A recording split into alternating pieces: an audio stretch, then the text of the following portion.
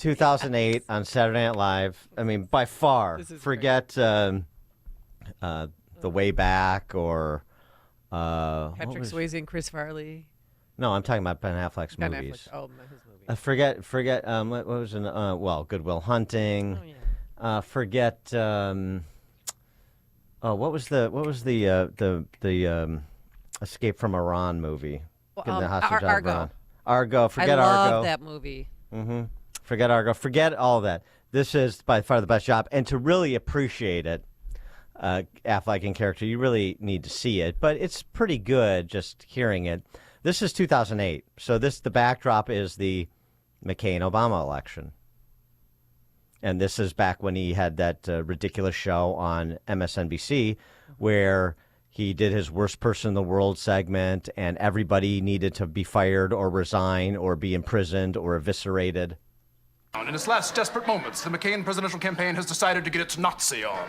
Asked at a Toledo rally yesterday to justify the invasion of Iraq, the Arizona senator said, quote, "When a brutal dictator threatens his neighbors, responsible democratic governments simply must act. Hitler is a good example. So let me get this straight, Senator. Nazi Germany was a responsible democratic government, and Hitler was not only good, but indeed, in your words, a good example."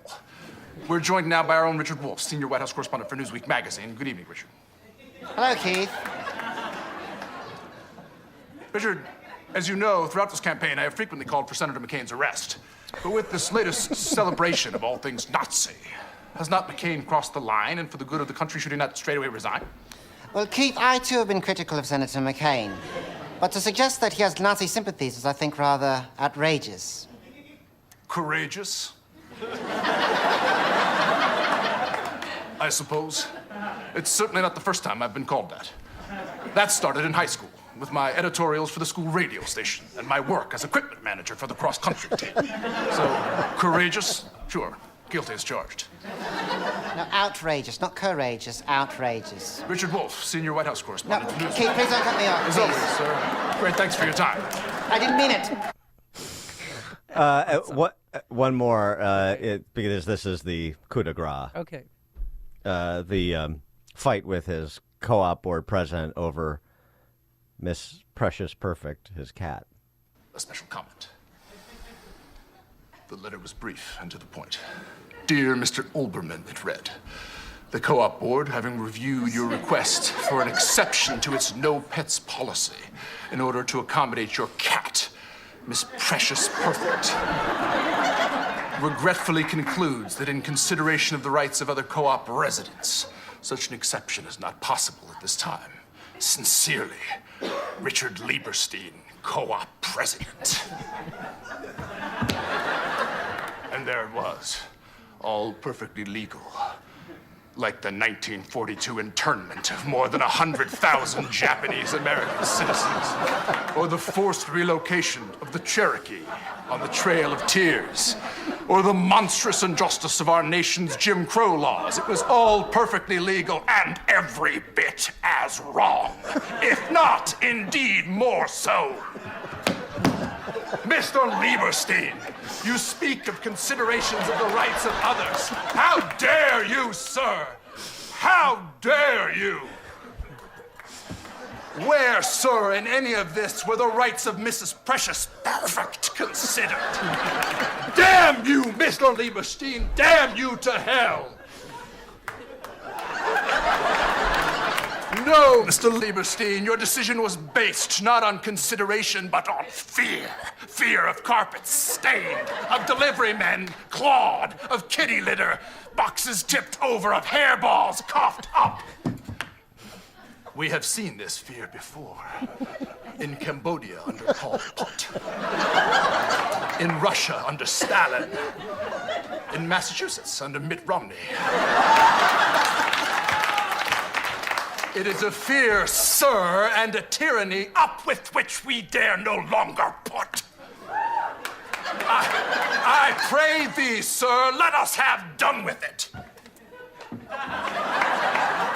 And what of the building's other residents? The Donnellys in 7A, the Kaplans in 4B, the gay guys in the garden apartment. Their silence is deafening. See they not that horror to which the Liebersteins have so willingly blinded themselves? This, sir, is a genocide! A feline genocide! And so the verdict is rendered. There is no appeal. Miss Precious Perfect, my mother and I shall find another apartment. For me, the financial damage is negligible. For Miss Precious Perfect, the psychological damage, incalculable. Still, one imperative remains. Mr. Lieberstein, sir, if you yet retain any trace of honor, you must at once resign as president of this co-op. Indeed, sir, justice and decency demand you so to do.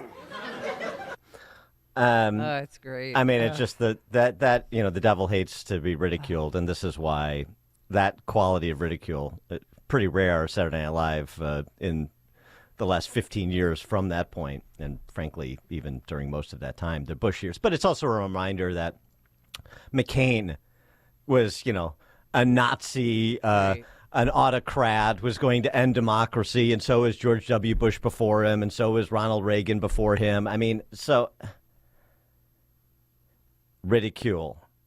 Why are you afraid of these people, the Keith Olbermanns of the world, and all of their sort of various facsimiles in the suburbs in particular? Why are you afraid of these people?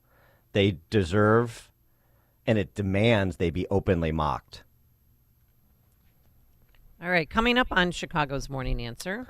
At 6:06, we've got some information, thanks to a FOIA lawsuit from the Center for Immigration Studies, about these clandestine flights sponsored by the Biden administration, flying people from other countries to airports throughout our country, part of the importation of foreign nationals at 6:06. And we'll tell you why they did it. Also, Mayor Johnson has a plan to end those teenage takeovers. But now let's head into the newsroom.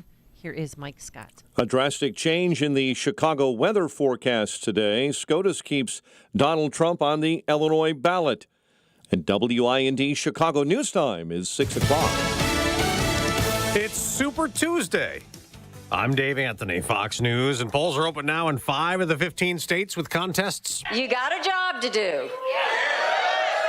I need you to vote, and I need you to take 10 people with you. Nikki Haley continuing to challenge the Republican frontrunner, but Fox's Madeline Rivera reports. If former President Trump has a big night, he could have enough delegates to become the presumptive Republican nominee by the middle of this month. Overnight, he gained 29 more delegates after winning North Dakota with 84% of the vote.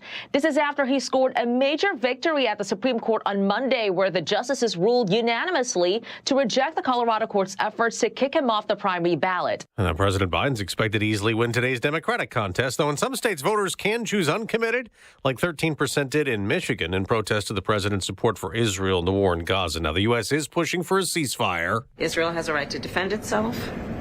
Far too many Palestinian civilians, innocent civilians have been killed. We need to get more aid in. We need to get the hostages out. Vice President Harris, after meeting with a member of the Israeli war cabinet, Benny Gantz, a critic of Prime Minister Benjamin Netanyahu, who did not approve his trip to Washington.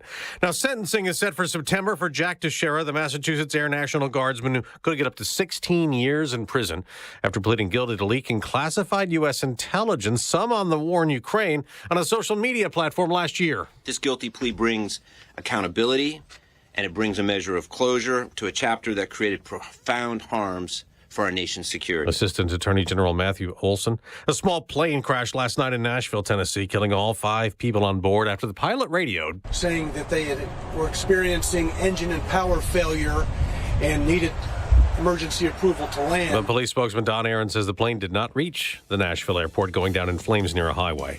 America's listening to Fox News. 42 degrees at 6:02 on AM 560. The Answer. Good morning. I'm Mike Scott. There is a flood advisory up through 6 a.m. for the far south and southwest suburbs. An investigation into a deadly shooting during a criminal street riot in the South Loop on Saturday continues. Meantime, a 14-year-old boy taken into custody shortly after the incident has been released. without being charged. Chicago Mayor Brandon Johnson thought the city response was appropriate. As far as this particular gathering is concerned, we had law enforcement was present. We had crisis intervention specialists there, crisis interventionist specialists that were there on scene. And even with those efforts, violence, still took place. Victims advocate Andrew Holmes met with the family and afterwards says it seems the Johnson administration response was not nearly enough. There was an altercation down there. Even though they have eyes in the sky and had the officers on the streets too, those were not enough eyes to find the person that discharged this weapon as of yet. Former President Donald Trump will be on the Illinois primary ballot later this month. The U.S. Supreme Court yesterday unanimously ruling that Colorado and states like Illinois cannot kick the former president off their ballot. Court ruling that Congress, not the states, are the ones in charge of dealing with the 14th Amendment and ballot eligibility. U.S. Senator and Democrat Dick Durbin says other courts may still have much to say about Donald Trump. I think we have to understand the Supreme Court did not exonerate Donald Trump from all the charges that are being held against him. A man recovering after being stabbed 3 times in Oak Park on Monday. Happened in broad daylight, middle of the afternoon along North Oak Park Avenue. Victim suffering superficial stab wounds to the neck, arm, and torso. There have been no arrests. Police continue their investigation into a deadly weekend shooting in northwest Indiana. A Gary police officer discovered a woman shot to death in the 300 block of West 30th Avenue this morning. The victim has been identified as 21-year-old Diamond Manning. Chicago sports. Bulls outscored the Kings by 18 in the fourth quarter, rallying for a 113-109 win in Sacramento. Blackhawks on a 7-game losing skid, falling to Colorado 5-0. Spring baseball, Sox over the Diamondbacks. Cubs lost to the Padres. Big one in college hoops in the Big Ten. Number 12, Illinois, will take on number 3, Purdue at Assembly Hall tonight. 6:04. And a check of traffic and weather on the way next on AM 560. Should biological men be allowed to compete against women? Should women be forced to share locker rooms with biological men? This is the fight that All-American swimmer Riley Gaines is fighting across America as she advocates for the safety, privacy, and quality of women and girls in sports. See Riley Gaines live in Chicagoland on Friday, March 22nd, presented by Breakthrough Ideas and the Parents Matter Coalition. Get your tickets at 560theanswer.com/tickets. That's 560theanswer.com/tickets.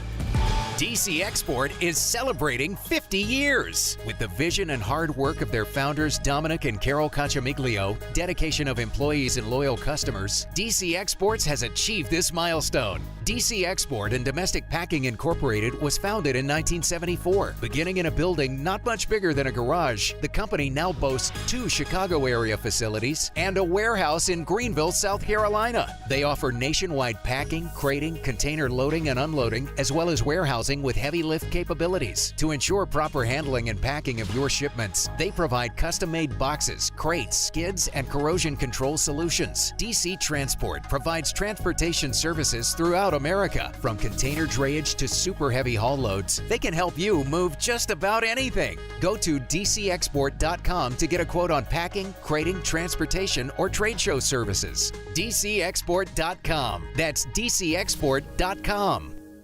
Pure Talk believes in American values and that free should mean exactly that, free. Well, switch to Pure Talk today and you'll get a free Samsung 5G smartphone. Now, qualifying plans start at just $35 a month for unlimited talk, text, 15 gigs of data, and, of course, mobile hotspot. Just dial pound 250, say the keyword Pure Talk, claim your eligibility for your free brand new Samsung 5G smartphone. Start saving on wireless today and switch to my cell phone company, Pure Talk.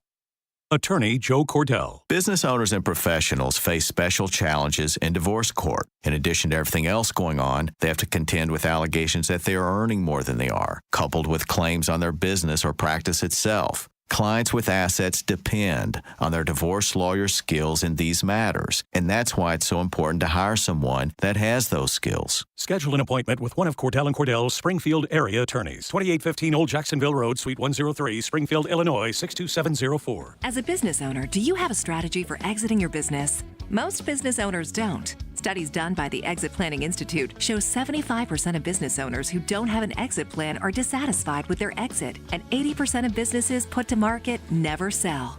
Total Clarity Wealth Management understands the hesitation to discuss exiting. Will customers leave? Will competitors take advantage? Will key employees leave?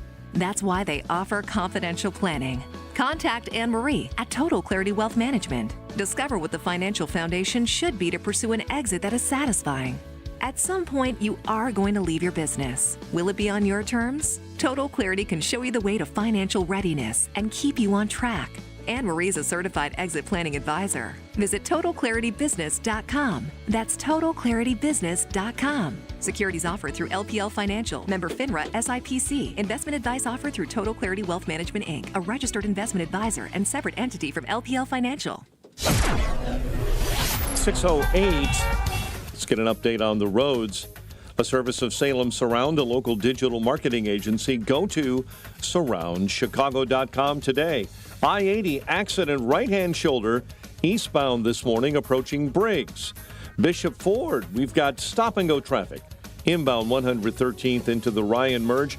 The Ryan at 20 minutes already, 95th into the Burns Circle interchange. High standing water from the overnight rain in the left lane on the Ike inbound between Cicero and Damon. Chicago's Morning Answer with Dan and Amy continues next. AM 560 Weather Center forecast with Rose Tamburino. Breezy this morning with a little rain, then a mix of clouds and sun for us by this afternoon with a high 47. Becoming cloudy tonight, the low 37. Tomorrow's a partly sunny, breezy day, the high 51. I'm forecaster Rose Tamburino on AM 560, The Answer. 41 at O'Hare, 43 Midway, 43 in Aurora. Light rain still crossing the area. Your next news update is at 6:30. Chicago's Morning Answer continues next on AM 560, The Answer. Now, from the Signature Bank Studios, this is Chicago's Morning Answer with Dan Proft and Amy Jacobson on AM 560, The Answer.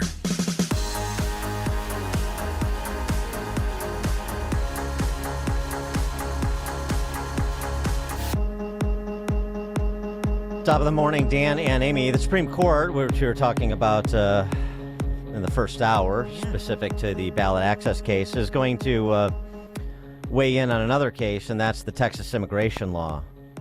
Essentially, Governor Abbott and the Texas legislature invoking Article 1, Section 10 to declare an invasion and deputize law enforcement to act as border patrol in the state of Texas.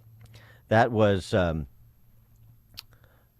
struck down. That was halted, enjoined, I should say. It's not struck down. Enjoined by a federal district court judge.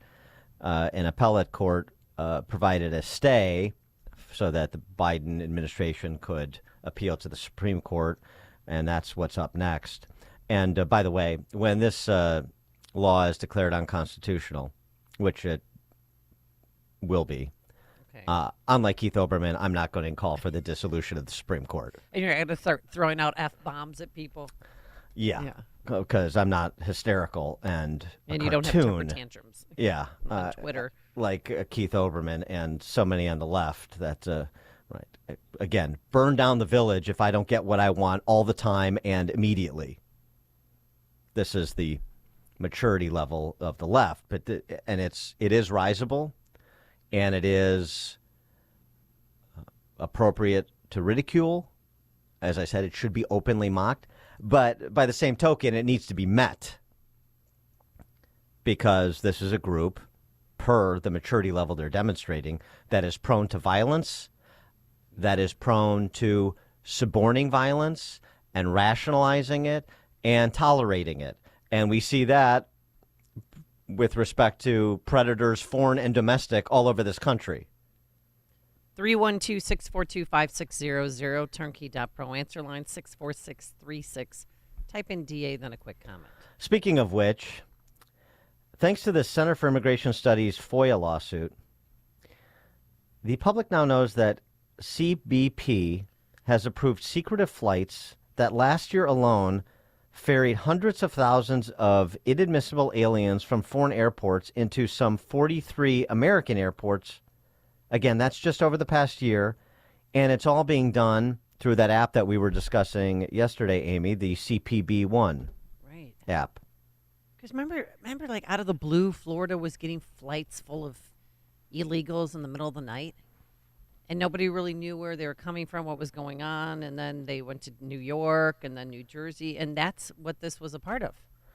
And listen to the explanation that the federal government gives to the unwillingness to disclose the details of this program. These parole flights is what they're called.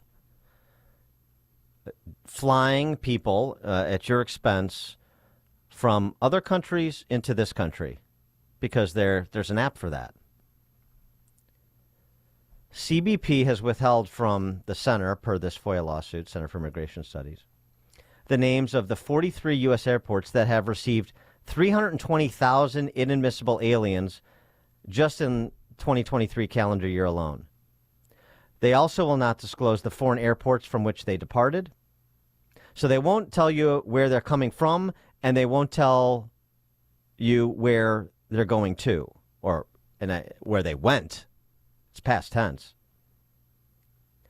The agency's lawyers have cited a general law enforcement exception on how releasing airport locations would harm public safety, and then they went beyond that to explain what they meant by that.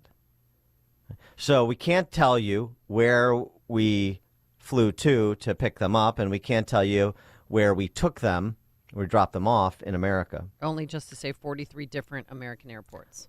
320,443 airports, law enforcement exception, sensitivity of the information. But here's their updated answer per the litigation that's prompting explanation. The public cannot know the receiving airports because those hundreds of thousands of CBP authorized arrivals have created, quote unquote, operational vulnerabilities at airports that bad actors could undermine law enforcement efforts to secure the United States border if they knew the volume of CPP-1 traffic processed at each port of entry. In short, they're defending the program, number one, and they're telling Americans via this litigation, we can't give you the details because it would provide information that bad actors could take advantage of to get into this country to do harm to Americans. Can you follow the logic of that? We're doing this, but we can't tell you what we're doing because it would expose vulnerabilities that could be taken advantage of by people who are intending to do harm were they able to get into this country. And I'm sorry, what do we know about the people who have gotten into this country, who've been escorted into this country, who've been flown into this country? They're not vetted at all. I mean, how do they choose who gets on the plane, who doesn't? The Customs and Border Protection attorneys also made the same argument for withholding locations of foreign departure airports. Bad actors abroad who found out about the resources expended toward travelers arriving from particular airports could extrapolate from the numbers leaving foreign airports to identify the receiving U.S. airports and then undermine law enforcement's ability to secure the border. You're making America less safe and telling Americans, we can't tell you exactly what we're doing because it would make America less safe. But we have a right to know. And I'm sure, as always, our tax dollars were used to fly these people places, which we don't know where the place is. We don't know where they came from. We don't know where they were taken to. The government is characterizing these flights as family reunification programs. Oh, really? Sure. Who's reuniting with who? Okay. I don't believe them anymore after COVID. I don't believe anything the government says. 312-642-5600, turnkey.pro answer line, 64636DA, turnkey.pro text line. This is really remarkable. By the way, of course, it's not working the other way. You saw, for example, that Venezuela a week ago or so, 10 days ago, now is not accepting deportation flights. No deported flights from U.S. and Mexico. Didn't they empty out their jails recently? I say again, for all of those who are committed to this invasion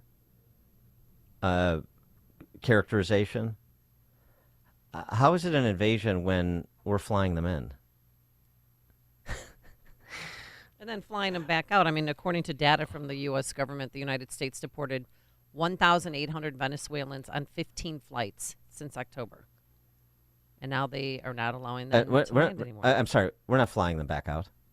That is so immaterial. We're flying them in. We're going to their countries. We're picking them up because they signed up on the app, and we're flying them in. And I mean, how many different news outlets do you need to see filming holes in the walls in the border and people just streaming in while Border Patrol sits with their arms crossed? And Bill Malugin is out there interviewing them all to find out which countries they're from. How is that an invasion? It's an invitation. And we're providing transport. RSVP, and we'll come get you. John in Bridgeport, you're on Chicago's Morning Answer. Just a quick question for you guys. You think the Republican congressmen in Washington are aware of this, of them spending the money? They're allowing the money to go for these people to come on planes to come here. I just can't see someone like Jim Johnson allowing this to happen. But what do you think? Thanks. Jim Jordan, you mean? Thanks for the call, John. Some of them have to know. Some of them have to know. The Center for Immigration Studies is certainly communicating. I would expect, because they do regularly. I mean, if I know this because they're posted about it, then you would think some staffers would know about this, particularly as salient as this issue is now, that would level it up to the congresshumans they work for.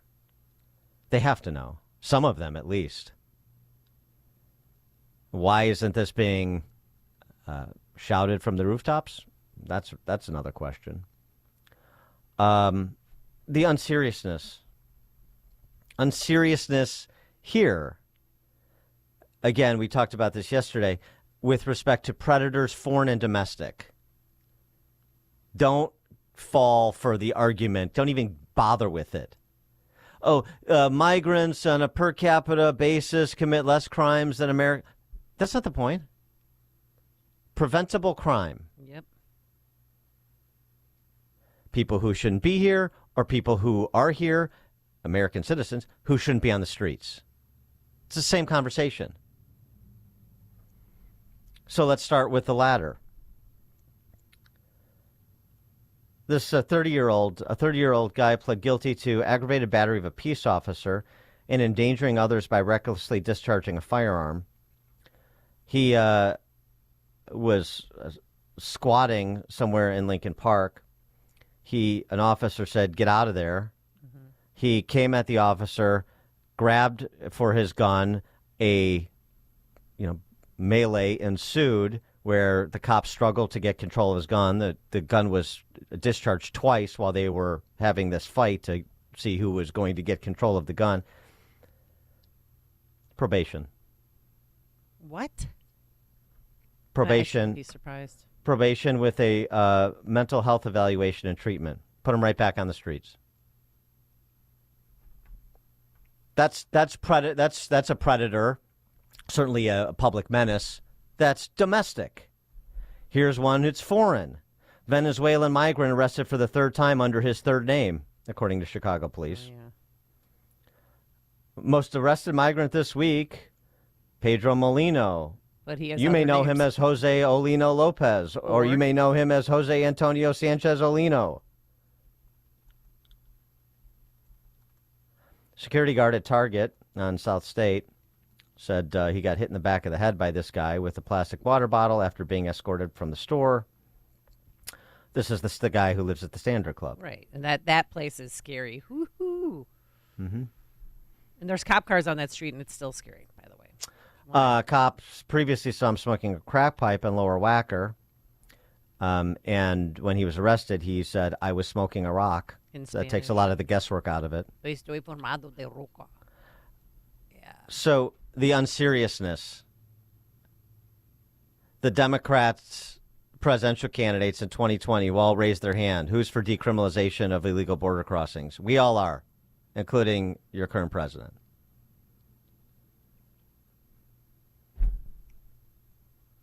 Tom in Oswego, you're on Chicago's Morning Answer. Good morning, Dan and Amy. I know I've told you before, we can't get our son-in-law here from Puerto Vallarta to reunite with my daughter and 2.5-year-old grandson. I'd love to know if that app is still up and running, because if the goal is to reunite family members, hey, we're right there. And, we've spent thousands of dollars on attorneys. We can't get answers. This is the most ridiculous system I have ever seen. And it's very discouraging. And we don't even know what else to do. They keep telling us that he's in the queue, his application's approved, but they can't give him a date for an interview with the embassy, all because of the chaos at the southern border. Thank you, President Biden. Thanks, Tom. Dan and Amy, Chicago's Morning Answer. You're listening to Chicago's Morning Answer with Dan Proft and Amy Jacobson on AM 560. The Answer. Would you go to court without a lawyer when the other guy is lawyered up? Or are you going to go it alone and learn law and procedure as you go? When you have an insurance claim for your home or business, it's the same thing. This is Dan Lights from Crosscom. We inspect your property, file your claim, negotiate the damages, and maximize your settlement with your insurance company. Insurance companies will send out their inspectors that work for them, get paid by them, and represent them. Not you. If we complete the repairs approved by your insurance company, our service is free. Crosscom Public Adjusters has turned denied claims into approved claims. We've also increased insurance claims anywhere from 23 to 1,000%, and we could do the same for you. We are licensed by the Department of Insurance and work in Illinois, Northwest Indiana, and Southern Wisconsin. Crosscom Public Adjusters, 630-871-5500. Online at crosscominc.com. That's crosscominc.com. Crosscom. Building trust for over 20 years. I was so excited about yesterday's ruling by the Supreme Court that I took an extra shot of Balance of Nature. No, I didn't. But, I feel good that I'm doing something for myself, and I'm feeling good that there's finally a win for Trump out there. But, hey, if you're not getting enough fruits and veggies on your own, that's where Balance of Nature comes in. 31 whole fruits and vegetables, real food, real science, real nutrition. So get the nutrition your body needs, and then get the nutrition your body will crave, because once you start taking Balance of Nature, hard to live without it.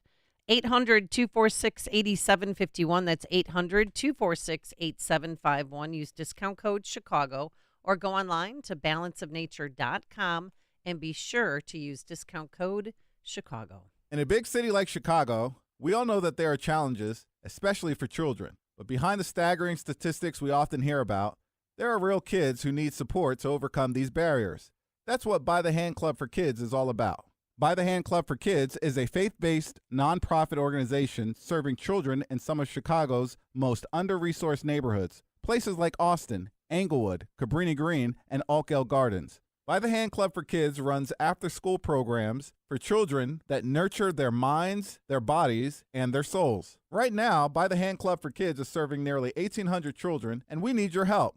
Your one-time gift of just $120 will provide a day of after-school programming for 2 children.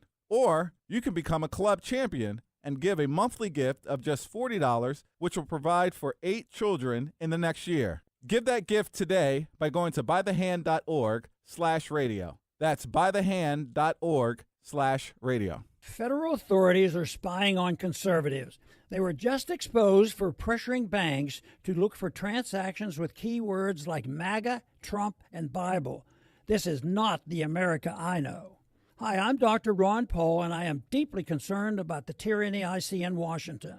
And this is why I'm thankful for physical gold IRAs, because they offer tangible financial security that can't be tracked, stolen, or inflated. To find out more, text the word HEDGE to 989898. Birch Gold Group will send you a free info kit on gold IRAs.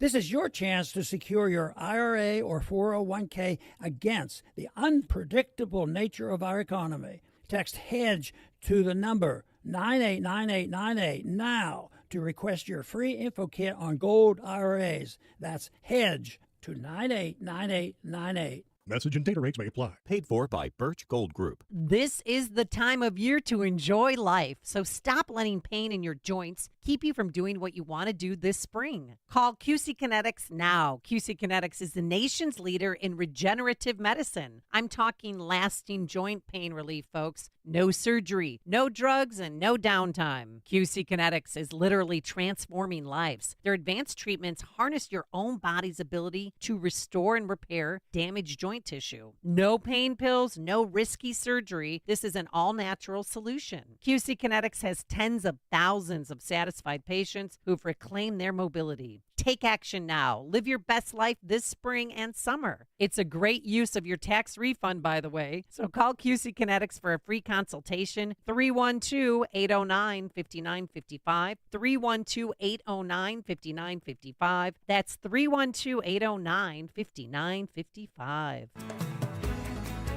At Signature Bank, going the distance for business banking customers is what we do every day.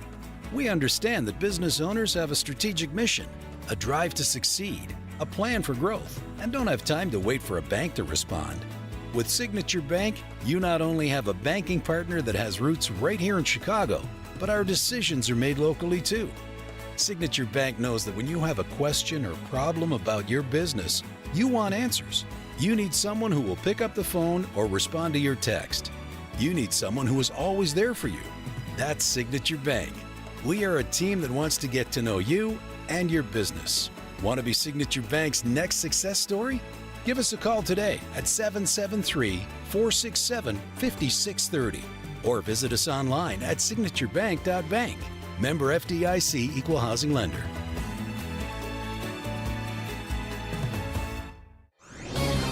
This is Ed Morrissey of HotAir.com for Town Hall. The Supreme Court took a principled and unified stand against interference with democracy. In a 9-0 per curiam decision, the court ruled that the people get to choose their candidates for president, not state judiciaries, prosecutors, or bureaucrats. Colorado had disqualified Donald Trump under the 14th Amendment by declaring him an insurrectionist. The unanimous court struck down that effort, rebuking their usurpation of Congress's authority. States have no power under the Constitution to enforce Section 3 with respect to federal offices, especially the presidency, they ruled. In fact, as the court pointed out, the 14th Amendment exists to limit state authority, not to expand it to deny voters their choice of candidates for federal office. In short, the Supreme Court defended actual democracy and the norms of the republic. The effort to deny Trump access to the ballot, despite the support of his party's voters, was the real attack on democracy, an attempt to set up the judiciary as a star chamber inserted into the electoral process.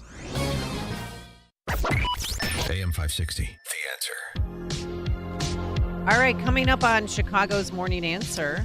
Sir Charles Barkley, that is, responds to some of the comments that Trump made at that Black Conservative Foundation dinner last week. That's 6:36. Later, Riley Gaines joins us, and we can tell you how you could join us to welcome her to the Chicago area. But now let's head into the newsroom. Here is Mike Scott. 42 degrees, still some light rain showers crossing the area at 6:31. Today is Super Tuesday, the biggest day of the 2024 election nominating cycle. Former President Trump and President Biden are favored frontrunners, but as Fox's Jackie Heinrich at the White House reports, the Biden administration is keeping a close eye on Nikki Haley. President Biden's campaign has been very interesting. Mary, they're seeing reassurance that Biden is poised to win, even though Trump, for instance, took Iowa with all but one of the counties. The takeaway for the Biden campaign was that only that night 110,000 people voted, and nearly half of them chose someone other than Trump. So they are watching these returns, and their takeaway is that the longer Nikki Haley stays in the race, the better for President Biden. Former President Donald Trump, the winner in the North Dakota Republican caucuses. The contest in North Dakota is the last before today's Super Tuesday vote. Police in New York City say they busted a 10-year-old boy for a dangerous stunt known as subway surfing. Officials tell the New York Daily News the preteen was the youngest person in recent memory to be caught performing the often deadly practice of riding on top of subway cars. Metro Nashville police report several are dead after a single-engine plane crashed Monday night along an interstate in West Nashville. Pilot reported engine trouble and requested an emergency landing at a local airport. Flood advisory is up for the far south and southwest suburbs until through the 6 a.m. hour after heavy overnight rain. An investigation into a deadly shooting during a criminal street riot in the South Loop continues. Meantime, a 14-year-old boy who was taken into custody shortly after the incident has been released without being charged. Victim advocate Andrew Holmes says it seems the Brandon Johnson administration response to the rioting was not nearly enough. There was an altercation down there. Even though they have eyes in the sky and had the officers on the streets too, those were not enough eyes to find the person that discharged this weapon as of yet. Now it seems Chicago police have no leads on who may be involved in the shooting of 17-year-old Jeremy Smith. Embattled Dalton Mayor Tiffany Henyard is pushing back against calls for an investigation into her spending of village funds. At a village board meeting last night, she vetoed a resolution passed by village trustees to investigate her.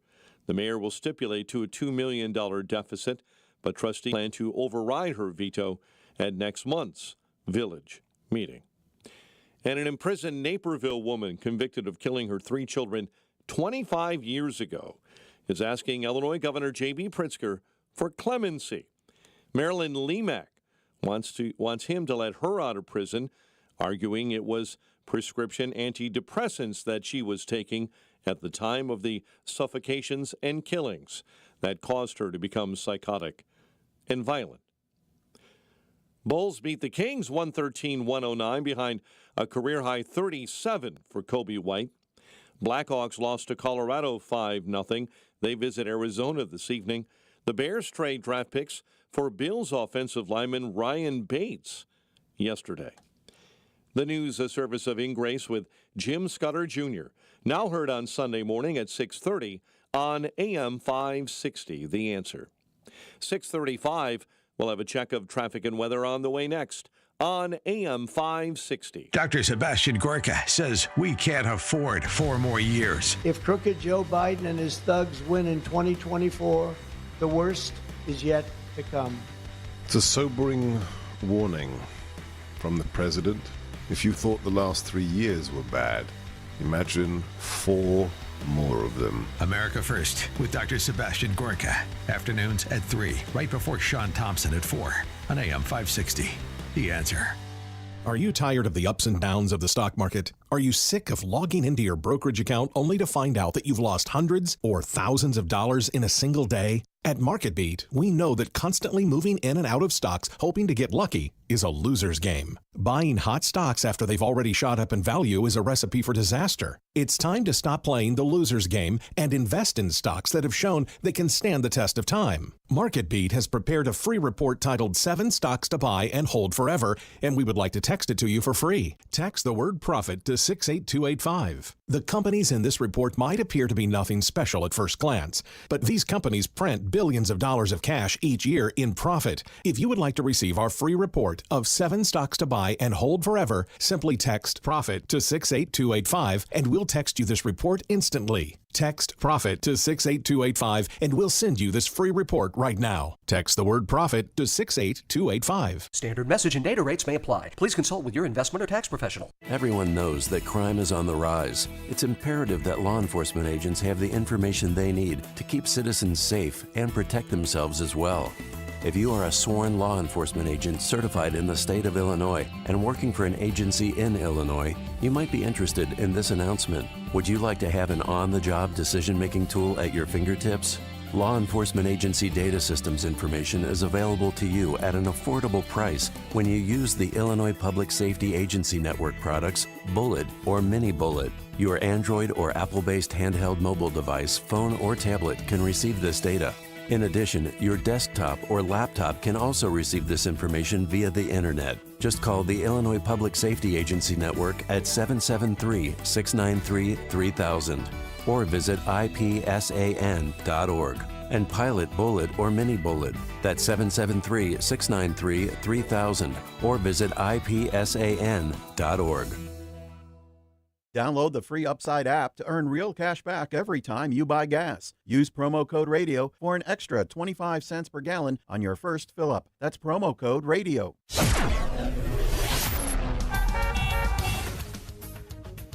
6:37. Let's get an update on the roads in the Team Hochberg Traffic Center, and it is a service of Discover.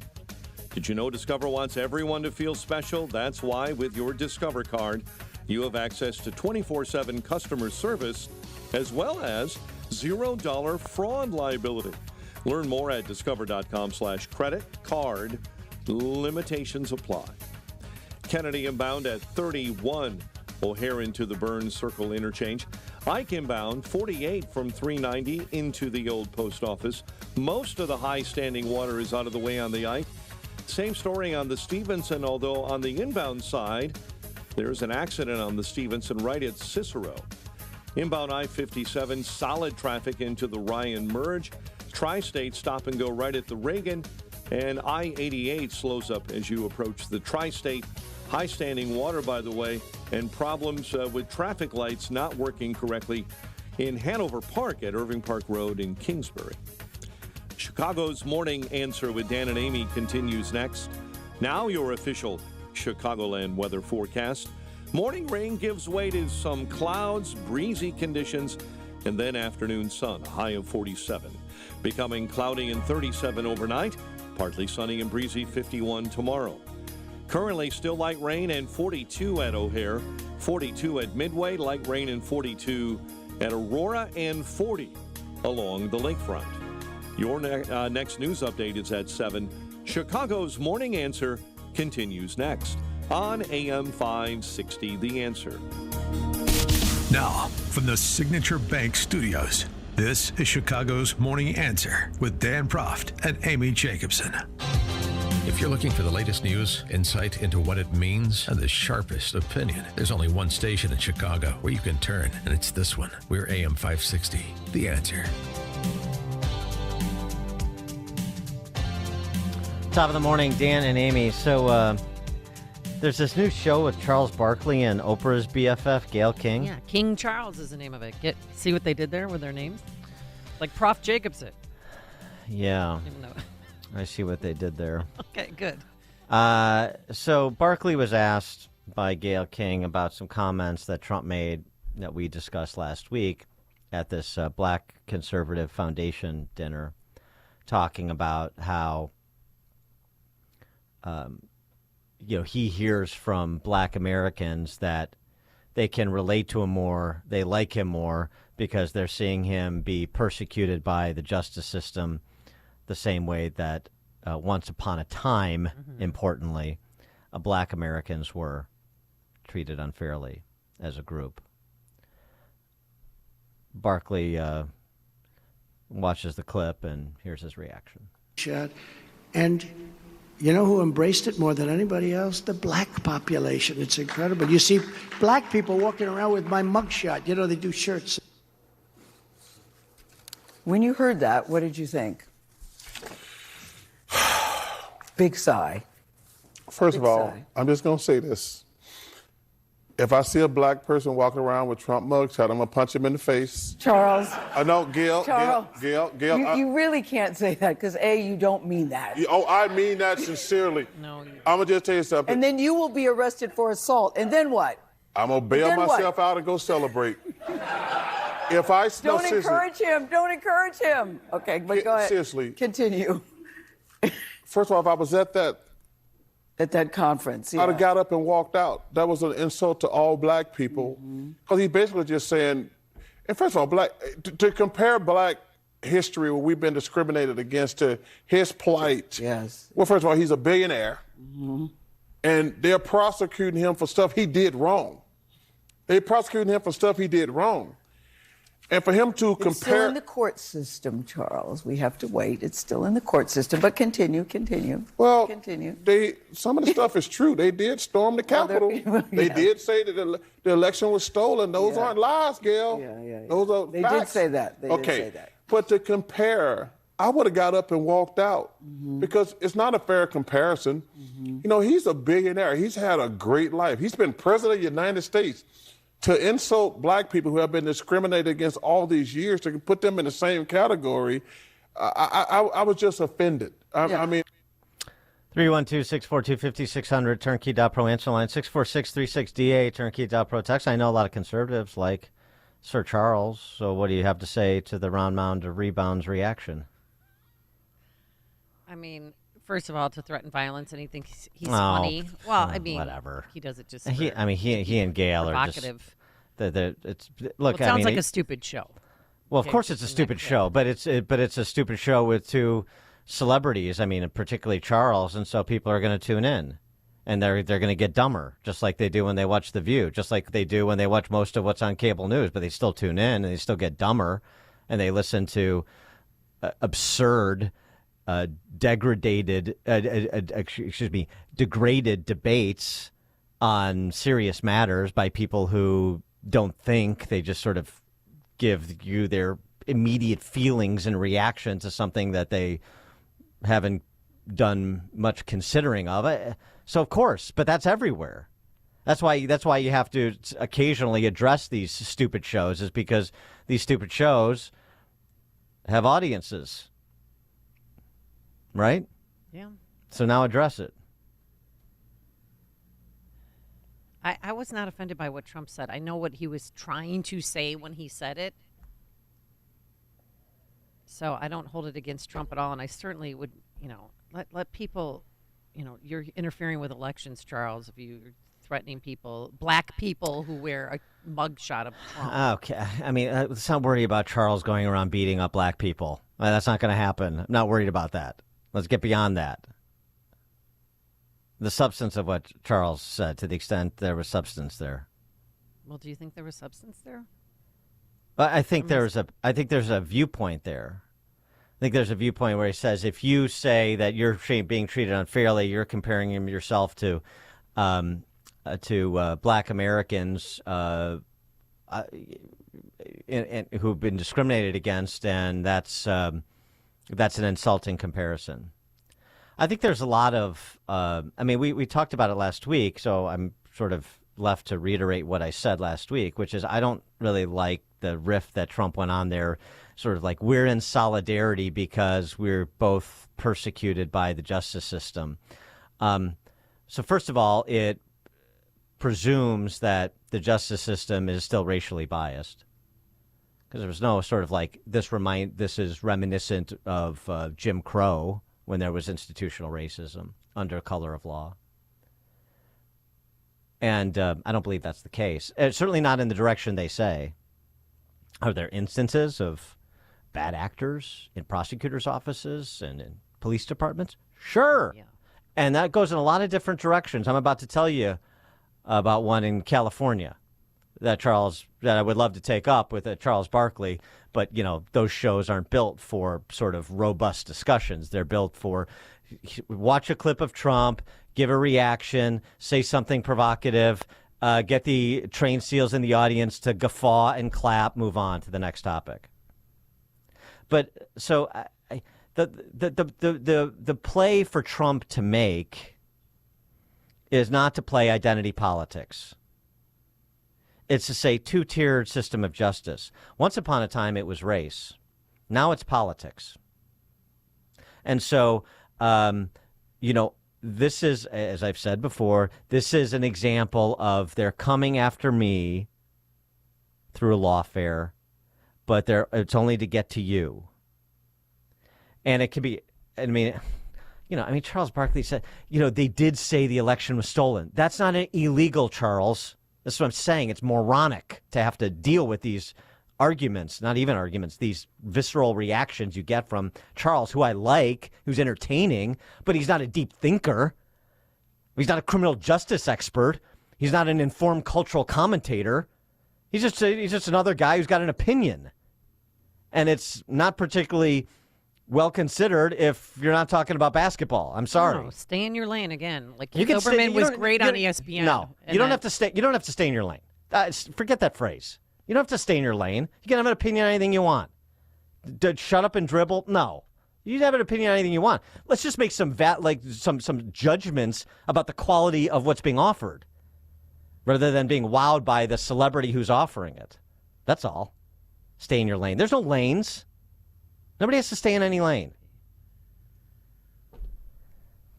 I just don't look at pro athletes like they're my heroes, and I don't want to hear from them about politics. Well, fine. Then don't listen to them. But that doesn't mean they can't talk. And Right. Charles They do Barkley talk. Charles Barkley's the Mr. I'm not a role model. For That's God's true. sakes. Yeah, he's the original. So, but the point is to say that this is the issue, and this is the way. This is the appeal that should be made, regardless of the audience. Not black people wear my mugshot because they have a history of being treated unfairly by the justice system, and now so do I. So we're in solidarity. That's nonsense. That's as sort of as simplistic and misrepresentative as what Charles said. Make the bigger appeal, the unifying appeal that says sort of what he did in the wake of the Supreme Court decision yesterday at Mar-a-Lago when he says, look, this is a win for America. We cannot have this. We cannot have the weaponization. President Biden, end the weaponization. Let's deal with this straight up and put it to the voters. Right. Same thing goes for, the myriad examples, the Catholics going to Latin Mass being surveilled by the FBI, and the pro-life protester advocate that peaceful that gets the SEAL Team 6 raid at his home in rural Pennsylvania, and so many other examples. That's the appeal. Because once you play the identity politics card, you're playing on their turf, and it all gets lost. The importance, what the two-tiered justice system is today. Tony, South Side, you're on Chicago's Morning Answer. Good morning, Amy, Lamb, and Dan.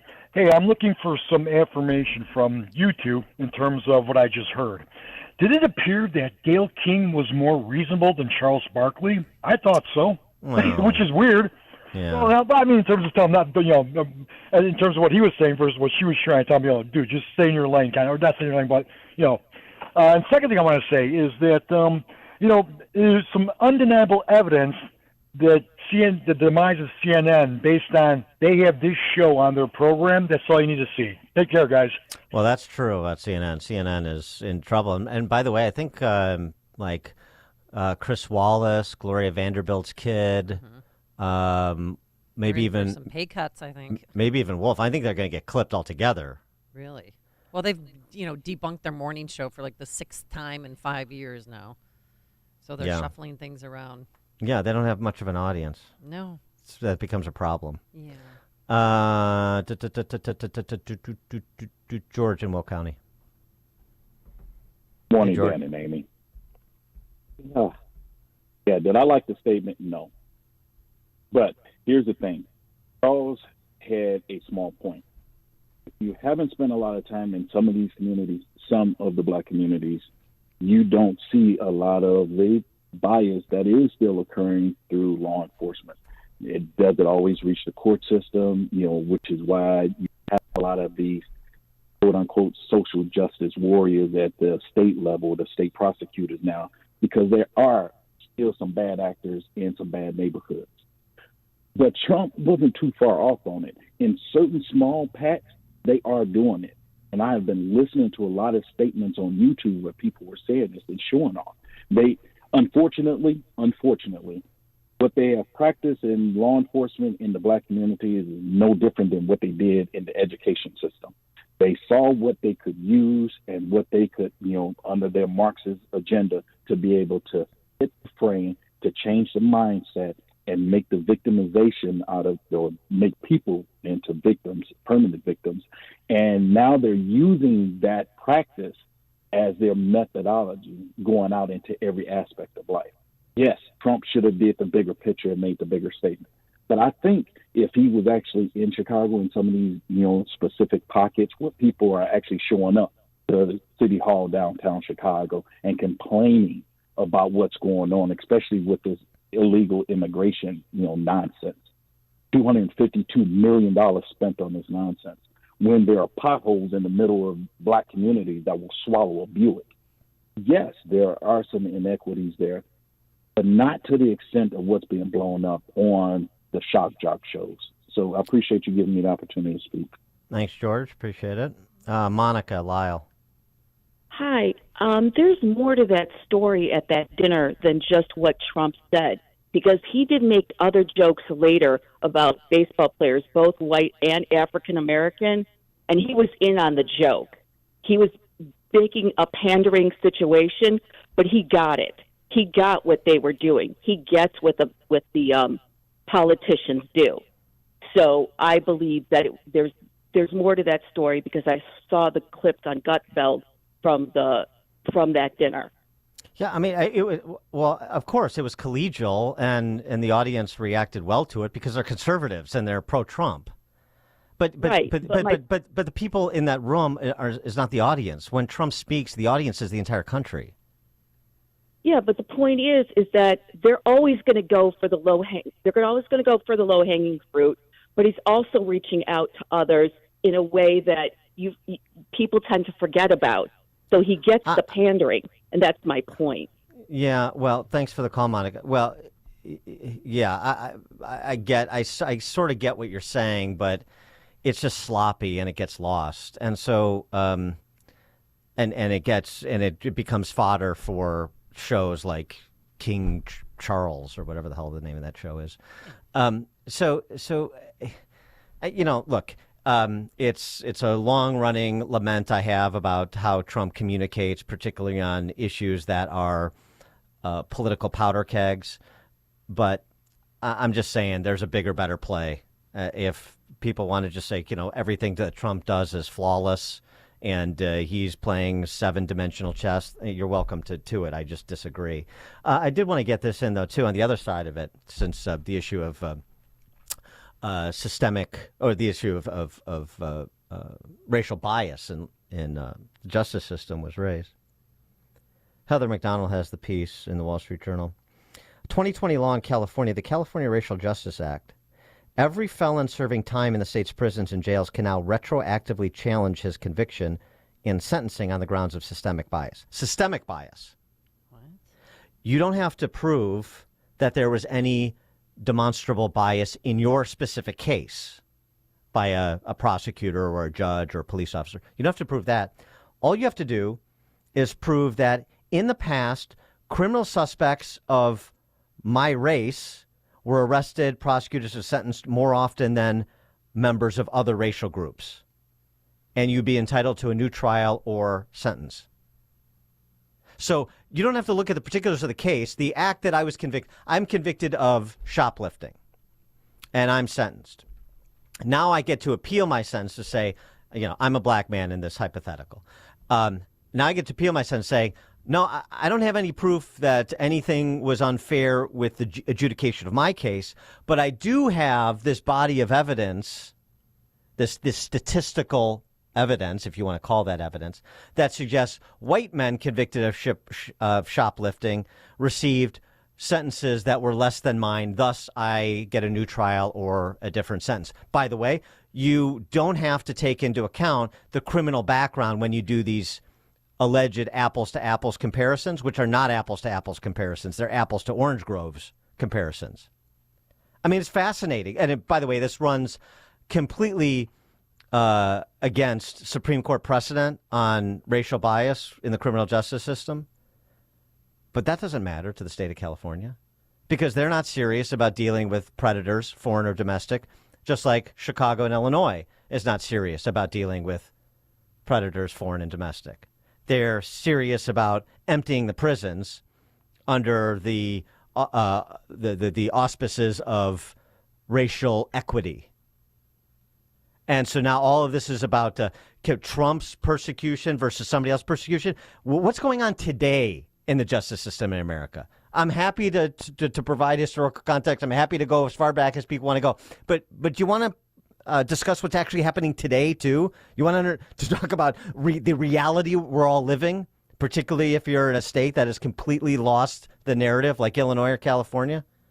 And if it's happening in California, don't think Illinois, with the General Assembly and the governor we have, is far behind. After all, we led the way with the Pritzker Purge Law, the Safety Act, didn't we? Dan and Amy, Chicago's Morning Answer. It's news, opinion, insight. This is Chicago's Morning Answer on AM 560. The Answer. The following is a paid political announcement. The Chicago Tribune has endorsed Dr. Kent Mercado for the 11th District. Dr. Mercado is on a mission to restore family values and norms. He's not just talking the talk, he is walking the walk. But what really sets him apart are those kitchen table issues. You know, the ones that keep you up at night. Rising costs, your family's health and safety, children's education. You deserve a dose of common sense. Vote for change. Vote for Dr. Kent Mercado, Republican for Congress in the 11th District. Paid for by Dr. Kent Mercado for Congress. As a local business owner, you get called every week by marketing companies. We get it. We have hundreds of satisfied customers. Here's what a satisfied client recently said. Open enrollment is going great. We're hitting record numbers. Thank you so much for this report. It really is amazing to see how the marketing is really shaping our enrollment around the city. If you're a local business and ready for the next step, visit surroundchicago.com right now. Our experts are ready to help you take your marketing to the next level. Visit surroundchicago.com today. AM 560. The Answer.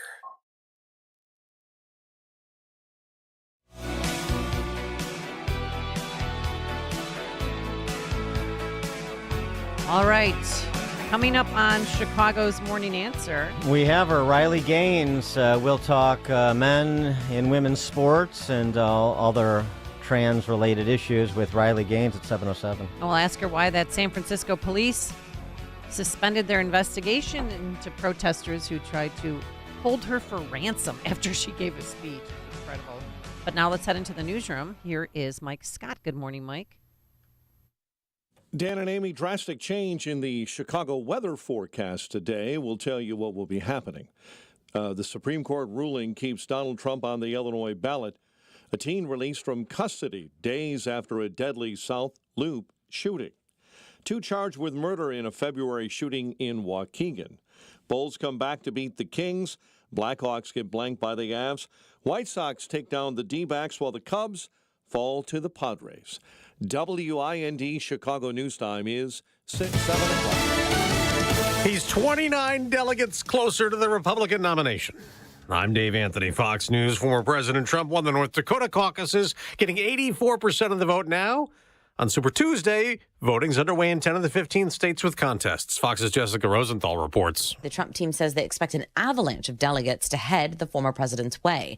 On Fox News Monday, former South Carolina Governor Nikki Haley said they just want to be competitive, that even while most of the country does not want to see a rematch between President Biden and former President Trump. I'm a conservative Republican. I always have been. I always will be. I'm not going to do a third party. That's not anything I'm interested in.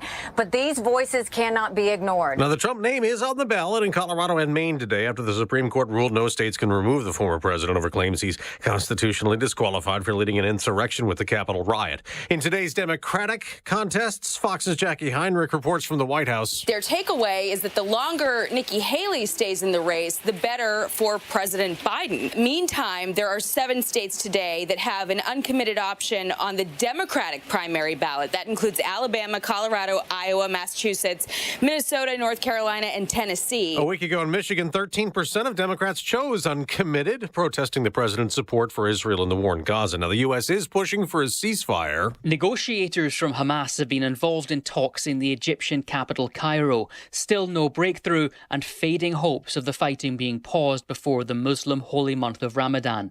The plan on the table is for a 40-day truce, the release of hostages, and more humanitarian aid. Fox's Jonathan Savage. A small plane with engine trouble went down last night in Nashville, Tennessee, before reaching reaching the airport. Police spokesman Don Aaron says it crossed over the lanes of the interstate and then crashed there just behind the Costco on a grassy median of I-40. The plane burst into flames, 5 people on board killed. America's listening to Fox News. 42 degrees, cloudy skies, and light rain showers. At 7:02 on AM 560, The Answer. Good morning. I'm Mike Scott.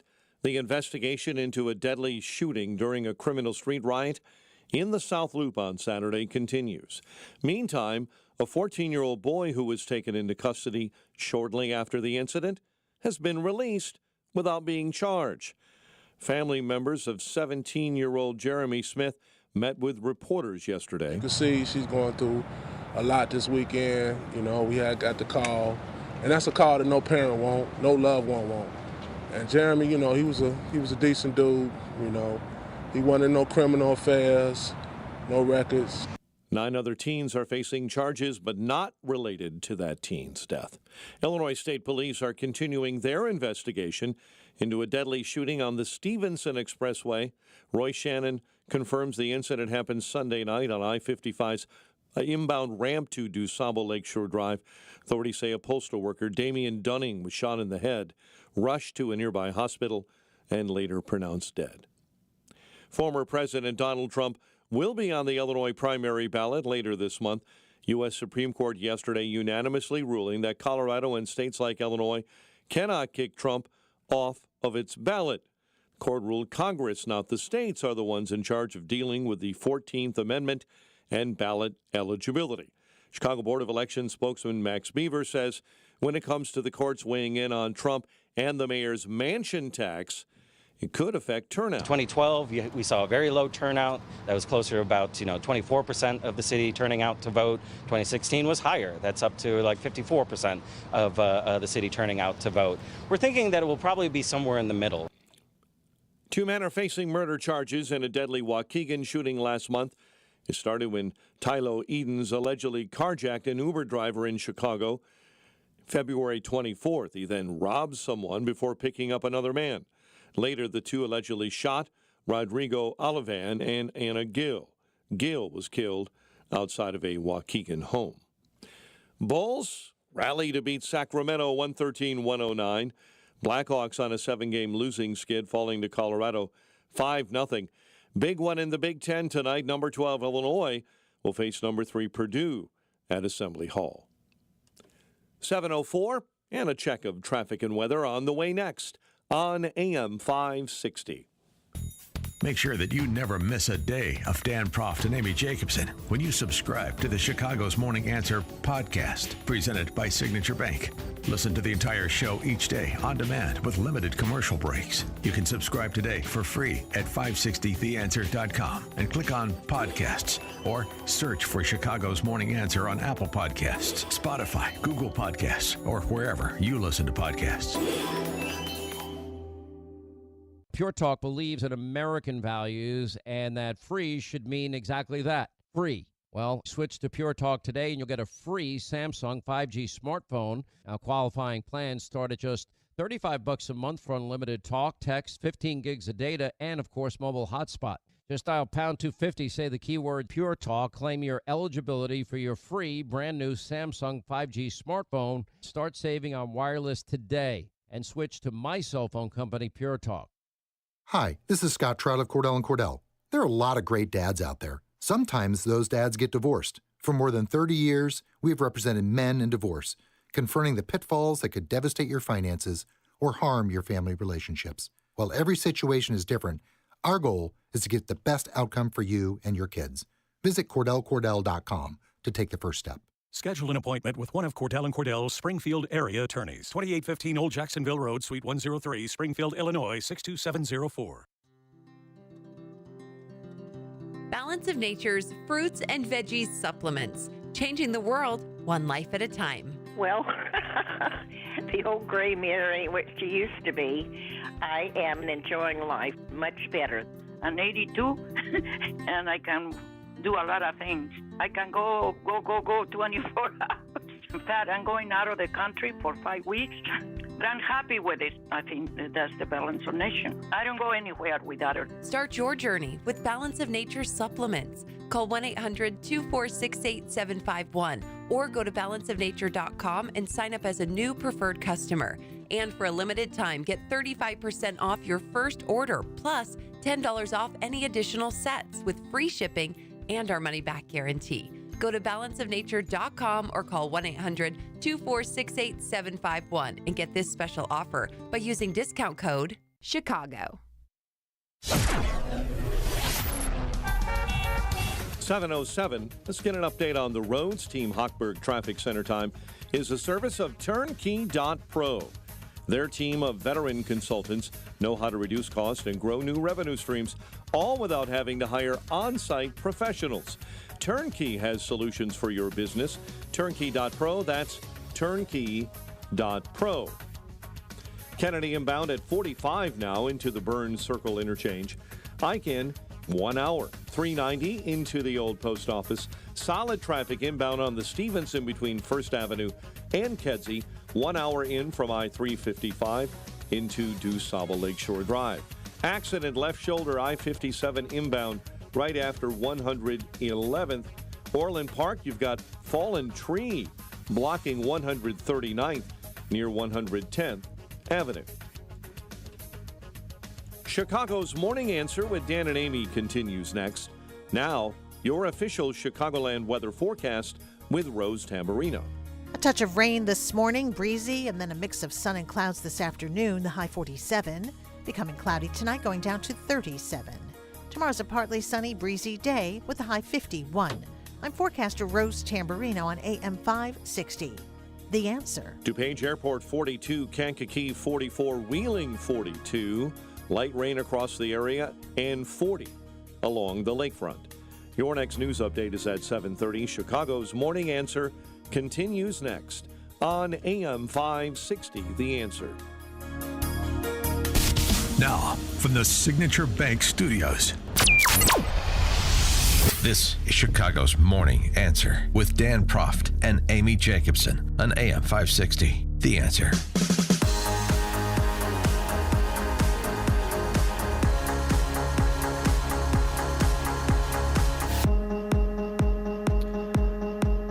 Top of the morning, Dan and Amy. Journalist Michael Schellenberger is over yet another target. He just released through his think tank, environmentalprogress.org, this report on the WPATH. The WPATH is the World Professional Association of Transgender Health. These are the experts driving the trans mania. This report that was done by Mia Hughes is most excellent. You can get it again at environmentalprogress.org. Detailed.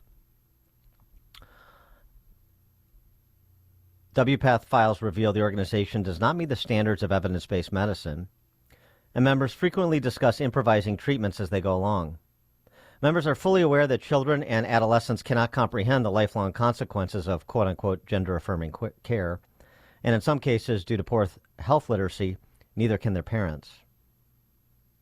Schellenberger, the WPATH files show what is called gender medicine is neither science nor medicine.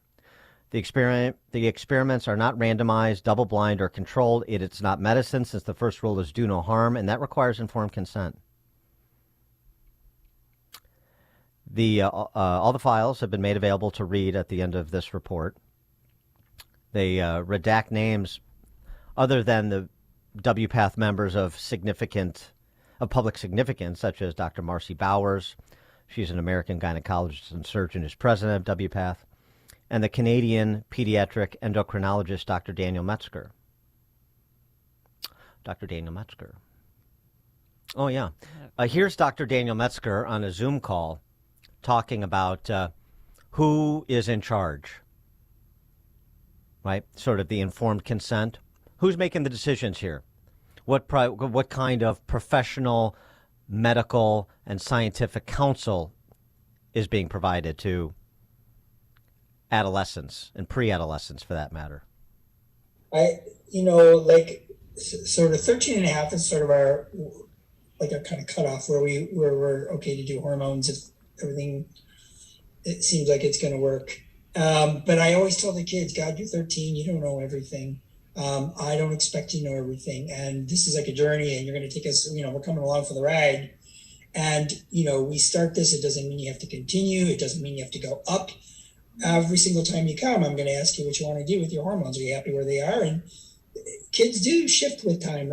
A lot of particularly the non-binary kids, think that they want to be initially more masculinized than they end up wanting to be, and they find that there's a happy dose that's gotten rid of their periods or whatever, and that they're happy on that dose, and they don't necessarily want to push forward as they had thought that they might at the beginning. So I think it's important that you just lay that out right at the beginning. You do not have to have all the answers. Even an 18-year-old, you don't have to have all the answers. Let's work with what we got today, and you keep letting me know, and I'm going to keep pestering you. What do you want to do about this? What do you want to do about this? Or you're not ready to make any decisions. You don't even want to talk about it today. Fine, let's just see everything the same. And I think the kids need that space to know that A, they're in charge.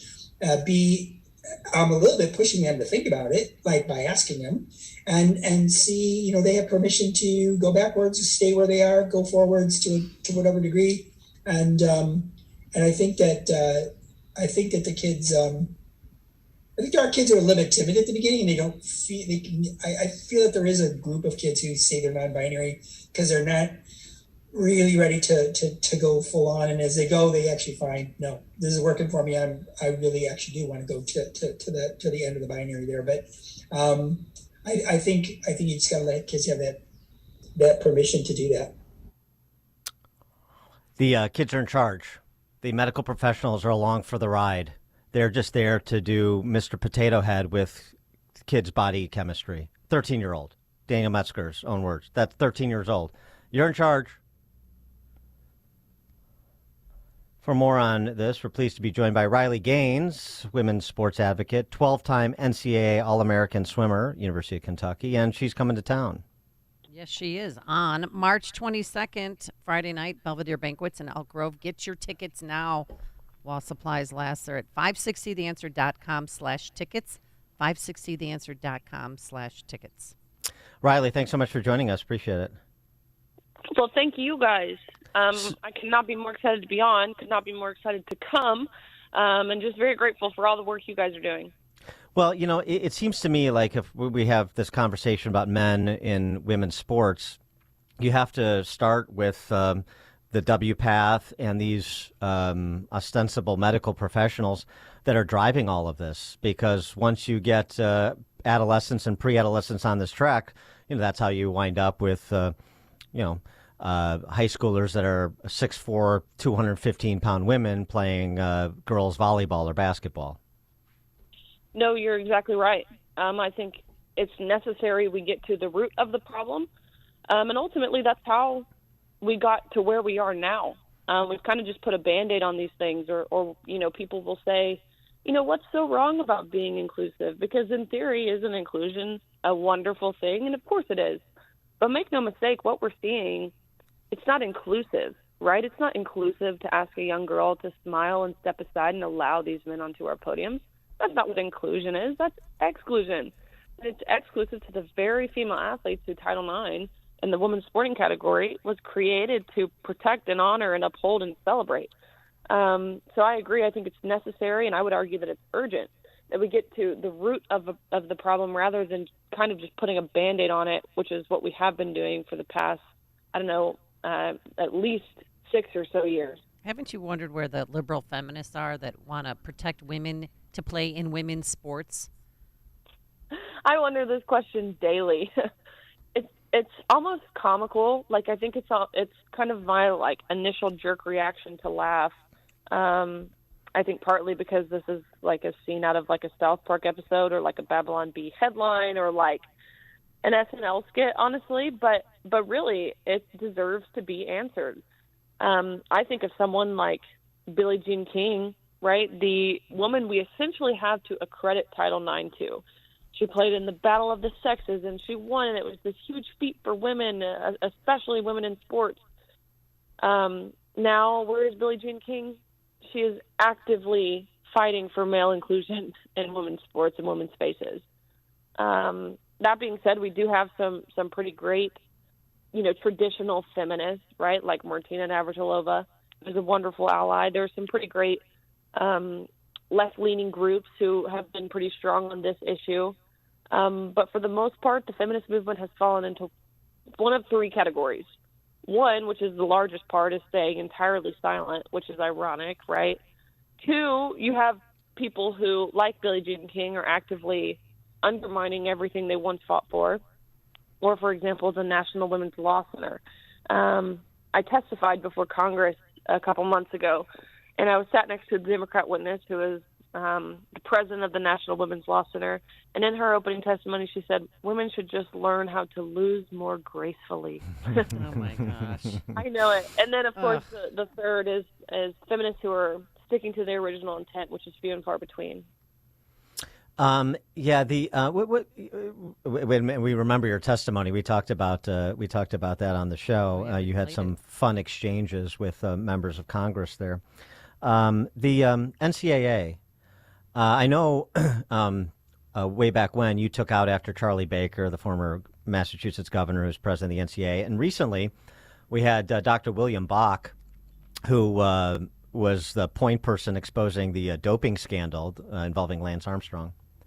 Resigned from the board at NCAA, basically saying that these sort of artificial testosterone level standards do not equate to fair competition, and basically, like with the Bach resignation, is there any sort of movement back towards clear lines of demarcation?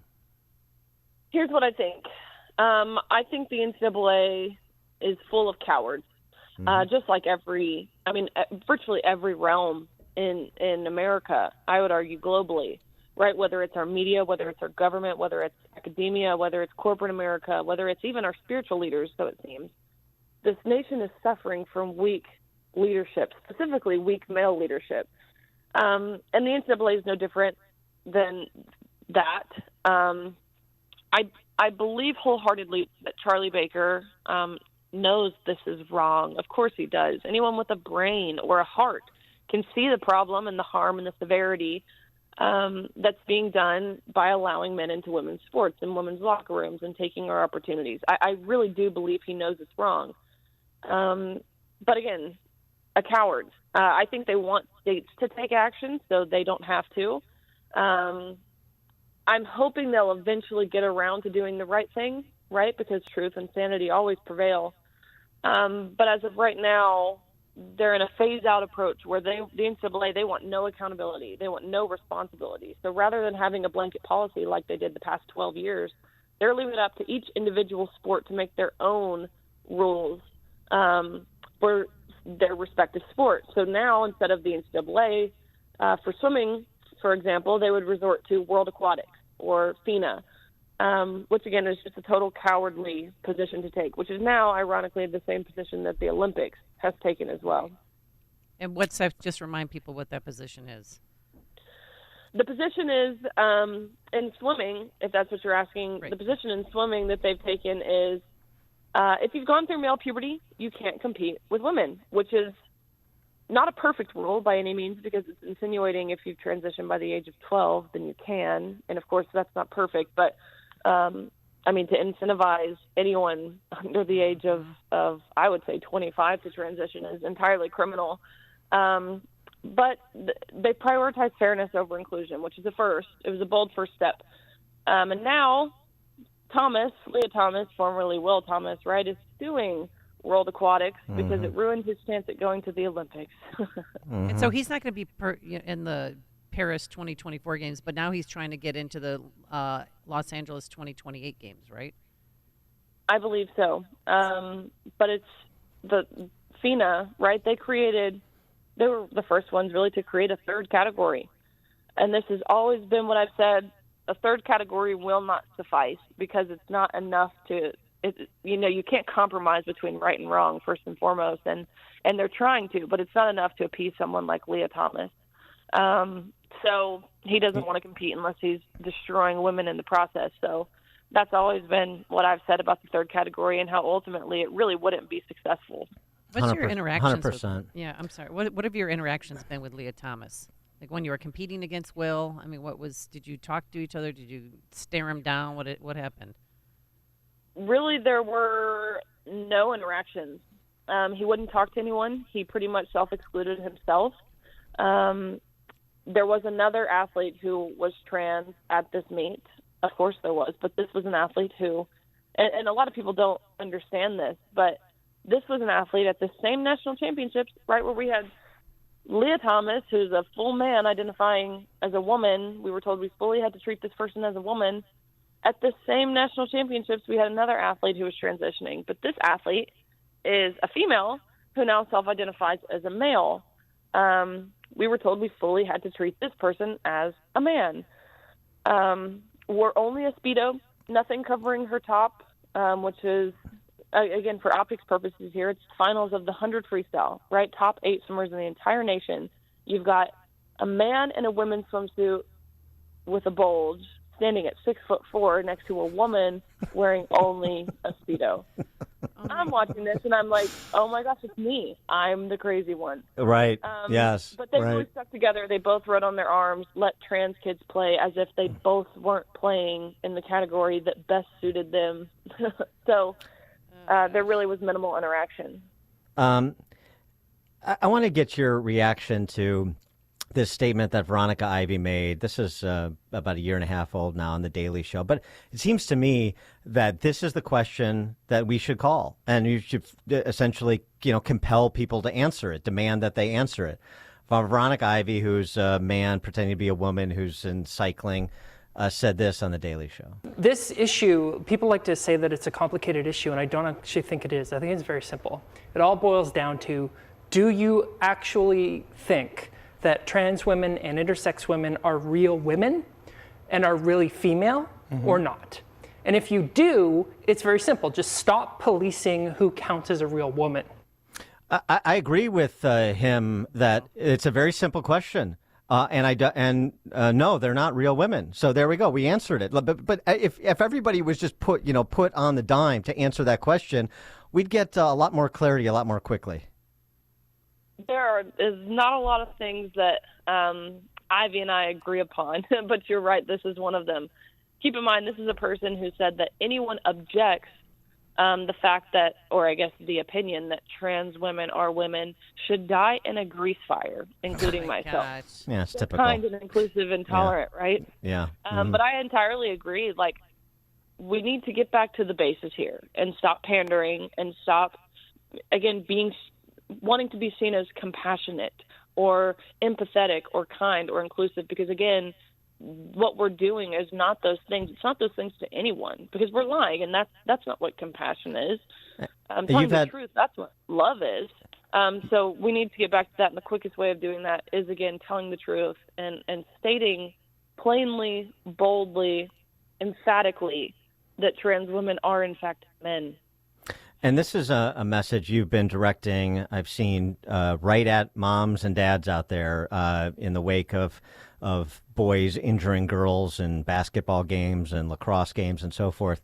I mean, you talked about cowardice, and just regular moms and dads throughout the country, they have a responsibility here too. Of course they do. We need to see parents of all kids of all ages, all levels, whether it's elementary school, middle school, high school, college. We need to see more parents who are willing to defend their daughters, first and foremost. And secondly, right, this conversation very naturally and understandably is centered around women, but men, you're not in the clear here either. We need parents who are willing to teach their sons how to be strong men, because again, that's what this nation is suffering from. So the role of parents is crucial.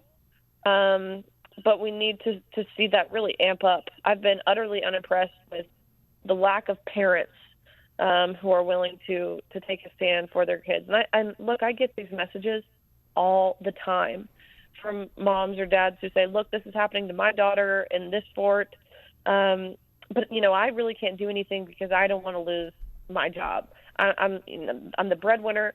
I've got to provide for my family. And I totally have sympathy for it to a degree, because I understand, right, the risk and the threats. I'm not going to sit here and say that they're not real, because of course they are. But at what cost, right? I've reached this point now where I've understood if you don't condemn it, or if you condone it, you're not condemning it. Does that make sense? Silence is complicity is what I'm trying to say. Yeah. Yep. And we Riley wanna- Gaines. Yeah. Women's sports advocate, 12-time NCAA All-American swimmer, University of Kentucky. She's coming to town again March 22nd. Yeah, and we just want to tell people that if you're a parent or grandparent of a young girl who participates in sports, or a young boy, this is a great opportunity to bring them with you, because they're going to be asking you questions, audience members. And there's also VIP tickets available for a very special meet and greet with Riley Gaines. So you can have an opportunity to meet her and take a picture one-on-one. So buy your tickets today, 560theanswer.com/tickets, 560theanswer.com/tickets, sponsored in part by Blue Star Security and Opum Tax Advocates and attorney Stephen A. Leahy. Riley Gaines, thanks so much for joining us. We'll look forward to seeing you on the 22nd. Appreciate it. Well, thank you guys very much. I'm super excited. Okay, see you soon. And she joined us on our turnkey.pro answer line. The stories you need to know to start your day. This is Chicago's Morning Answer on AM 560. The Answer. In a big city like Chicago, we all know that there are challenges, especially for children. But behind the staggering statistics we often hear about, there are real kids who need support to overcome these barriers. That's what By the Hand Club for Kids is all about.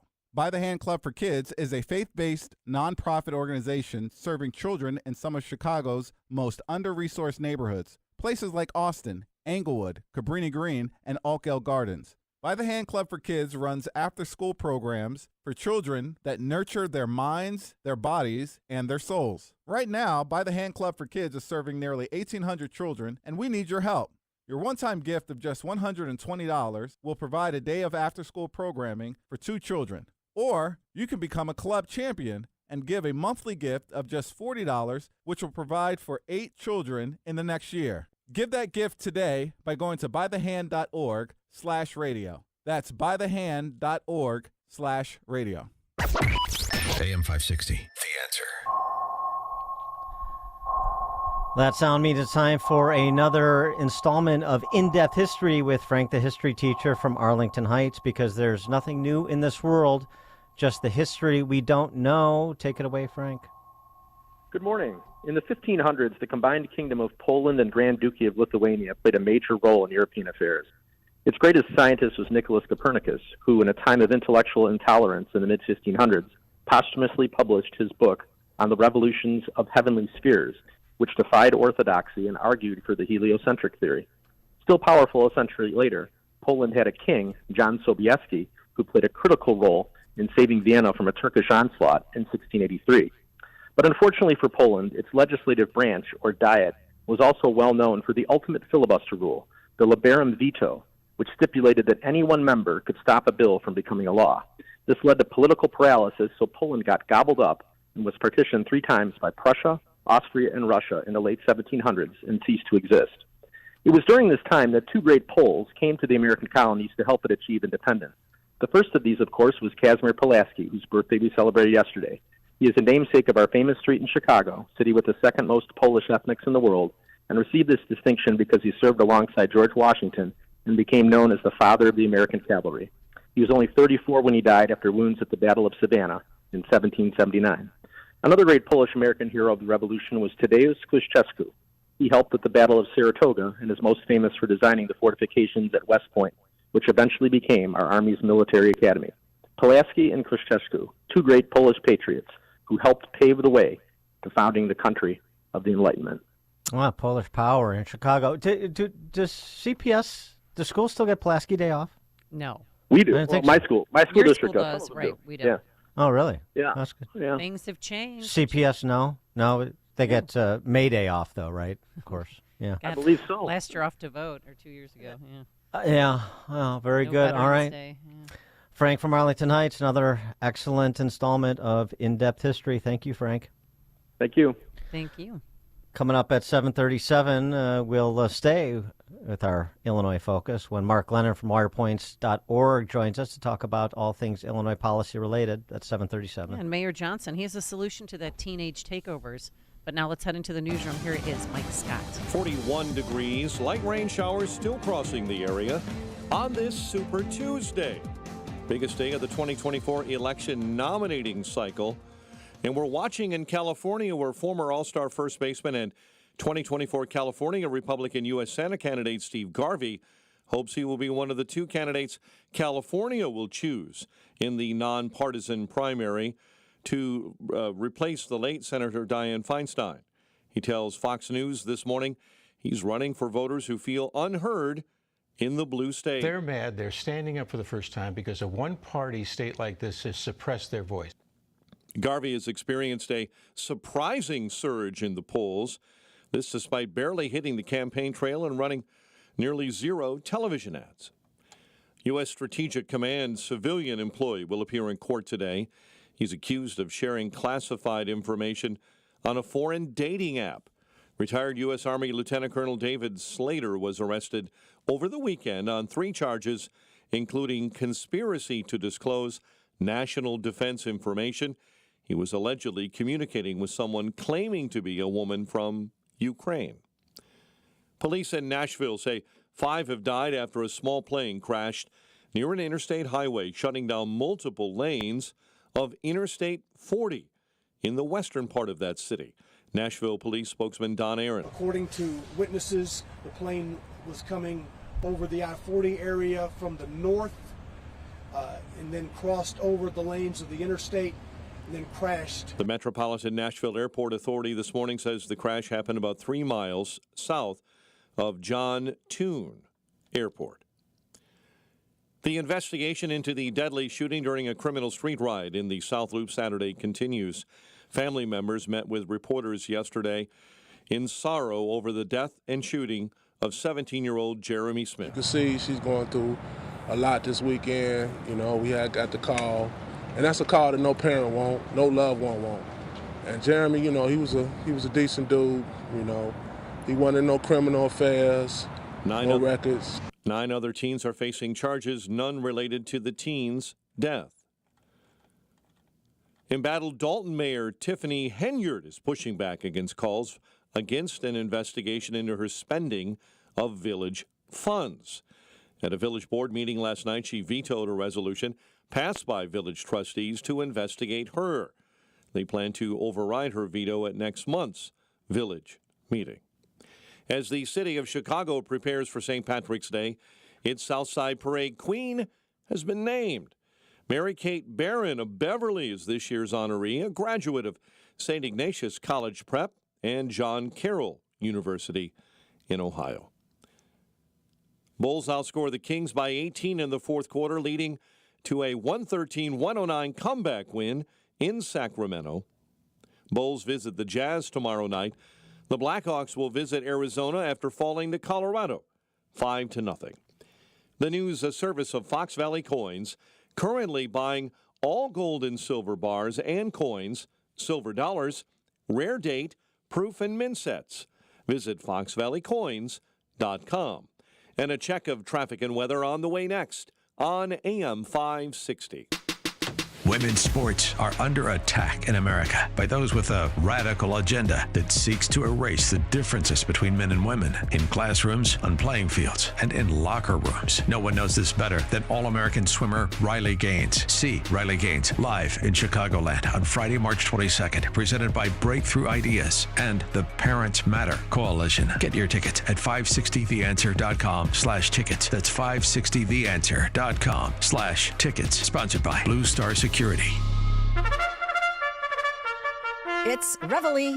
After 30 years of living in Australia, first as a U.S. Air Force officer flying satellites and then as a civilian contractor doing the same, David decided in 2021 to leave Australia and return to the United States. During COVID, Australia had slid into an authoritarian state with harsh mandates, severe lockdowns, and even quarantine camps. David had dual citizenship. His wife, Marietta, held citizenship in Australia and the Philippines and had been a U.S. green card holder until she accidentally let it lapse. Their 2 daughters, who were born in the United States, held dual citizenship as well. To return permanently to the United States, David and Marietta filed for a new green card for her in February 2022. They thought it would be a breeze. After all, they had filed over 30 years of federal tax returns together as a married couple, owned properties in the United States, had U.S.-born children, and David was a veteran. Unbelievably, they were told it would take 11 to 17 months to get a new green card for Marietta.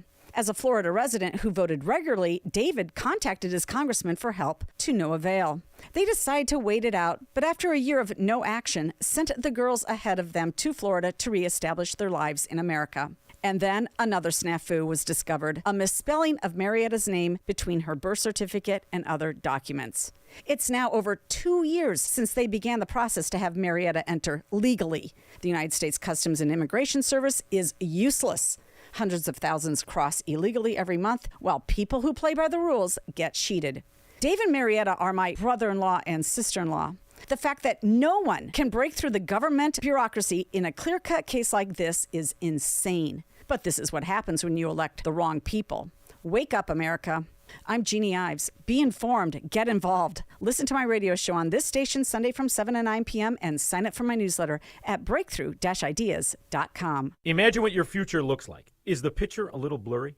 Hey, it's Sean Thompson here for Alpha Wealth Group. When we look ahead, we're visualizing where we want to be, and for retirement, that can be hard without a written financial plan. Tom Fortino of Alpha Wealth Group can help you bring your retirement picture into focus. For decades, Tom has been crafting customized financial strategies. His goal is to help you protect your savings, grow your wealth, and create an income strategy you cannot outlive.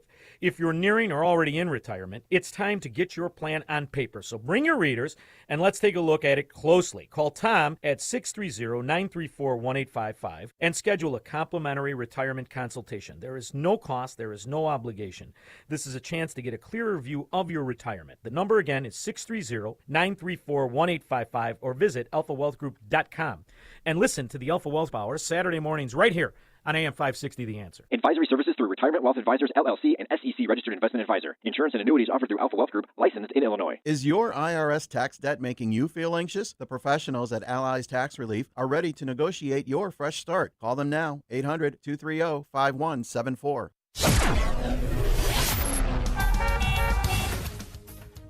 7:39. Let's get an update on the roads. We do that in our Team Hochberg Traffic Center. And this update is a service of Second City Prime Meats and Seafood. Now, you can enjoy the world-class meats and seafood that you just won't find at the butcher. Japanese Wagyu, Iberico, Spanish pork, South African cold water lobster tails, and Colorado domestic lamb. Discover more at secondcityprime.com. Major delays on the inbound Edens right now. 41 and climbing from Lake Cook Road into the junction. Outbounders, you've got an accident left shoulder right at Old Orchard. Inbound Kennedy is an hour and 16 O'Hare into the Burns Circle interchange. The Ike 1 hour in from Manheim to the old post office. Stevenson inbound. First to Kedzie is jammed solid, and you've got an accident just cleared at Cicero. Chicago's Morning Answer with Dan and Amy continues next. AM 560 Weather Center forecast. Morning rain giving way to clouds, and then some afternoon sun.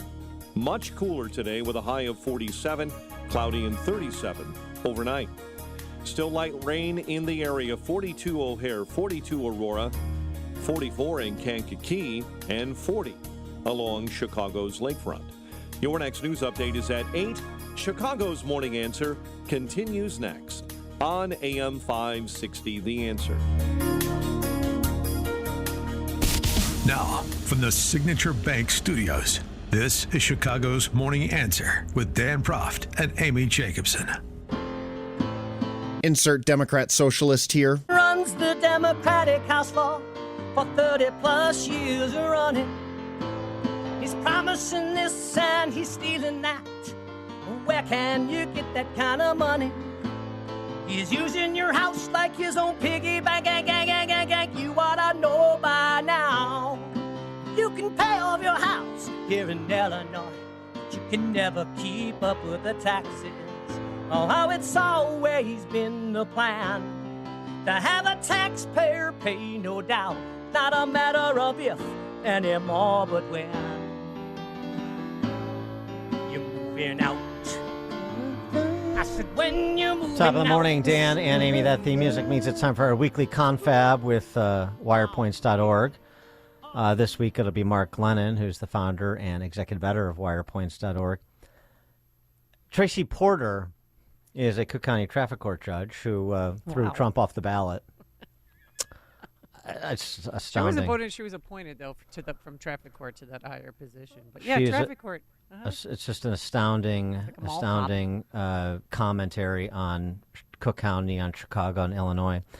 Here was George Washington professor Jonathan Turley's reaction to the 9-zip decision overturning the Colorado Supreme Court decision and essentially reinstituting Trump on the ballot in the states where he had been kicked off, which would be Colorado, Illinois, and Maine. It's obviously sweeping. There aren't any real dissents, so it does look like it is unanimous, at least on the result. What they have a disagreement on is whether the court had to go as far as it did. Now, the most practical result of this is that the voters will be able to vote for the candidate that they prefer. This was a critical moment for this court in history. After all of the years we have spent in this republic, we came to a point where these states claimed that they could unilaterally bar the leading presidential candidate from ballots to prevent people from voting for Donald Trump. The court here spoke with a strong, and it appears unanimous voice, at least on the result, that that's not going to happen, that voters will vote. They'll make their own verdict, regardless of what happens in cases involving President Trump. They will cast the most important verdict of all. They will vote for the next president of the United States. I suppose you can understand the confusion. You know, when we sent Obama to Washington to scale the Chicago model nationally, 15 years down the road, you would think, yeah, well, why don't we just do the Soviet elections that we do in Chicago, too? If we don't want somebody to be considered for office, then we just get rid of them. So, I guess I sympathize with Tracy Porter. It's the culture that birthed the Tracy Porters of the world, didn't it? Mark Glennon joins us now. Mark, thanks for being with us. Appreciate it. You bet, Dan. Amy, thanks for having me. You're an officer of the court, practicing attorney, or at least were. It's just it really is sort of a surreal place when Tracy Porter can decide if America can vote for Trump. That's what they think, really? That this is somebody like her thinks that. Really appalling. And in taking away your right to vote for Trump, all she did was, this is Turley's line as well, cut and paste from the Colorado decision. She did no analysis on her own, entirely just borrowed that. And with that, she tried to take away your right to vote for Trump. Thank goodness the court did speak with one voice on this and knocked it out in a pretty comprehensive way, ruling basically that the federal government's job, it's the federal government's job, not the states, to take a look at Article 14 if it ever applies. So it was a great day for the Republic, finally, to have the court rule that way. Yeah, I guess, if you're a center-right voter, your vote doesn't matter here. So I guess, again, the thinking is, well, let's just make them not matter everywhere. Anyway, that's where things are at. And it speaks to something else, though. There's this other Soviet election going on here locally, primary election. You have Eileen Burke, the judge, Cook County judge, running against Clayton Harris for the nomination to replace Kim Foxx. And as far as I can tell, I don't know how close you've been watching this, you think this would be of more interest. It doesn't seem like it's generating much interest. You think it'd be more of interest after the last 8 years of Fox. But there doesn't seem to be much difference between the two candidates, other than maybe their financiers. They both support the Pritzker Purge Law, the Safety Act, for example. Yeah, we don't pick candidates. We can't endorse one candidate or another in that. It does seem to be picking up in terms of contributions. It's really ginned up last week.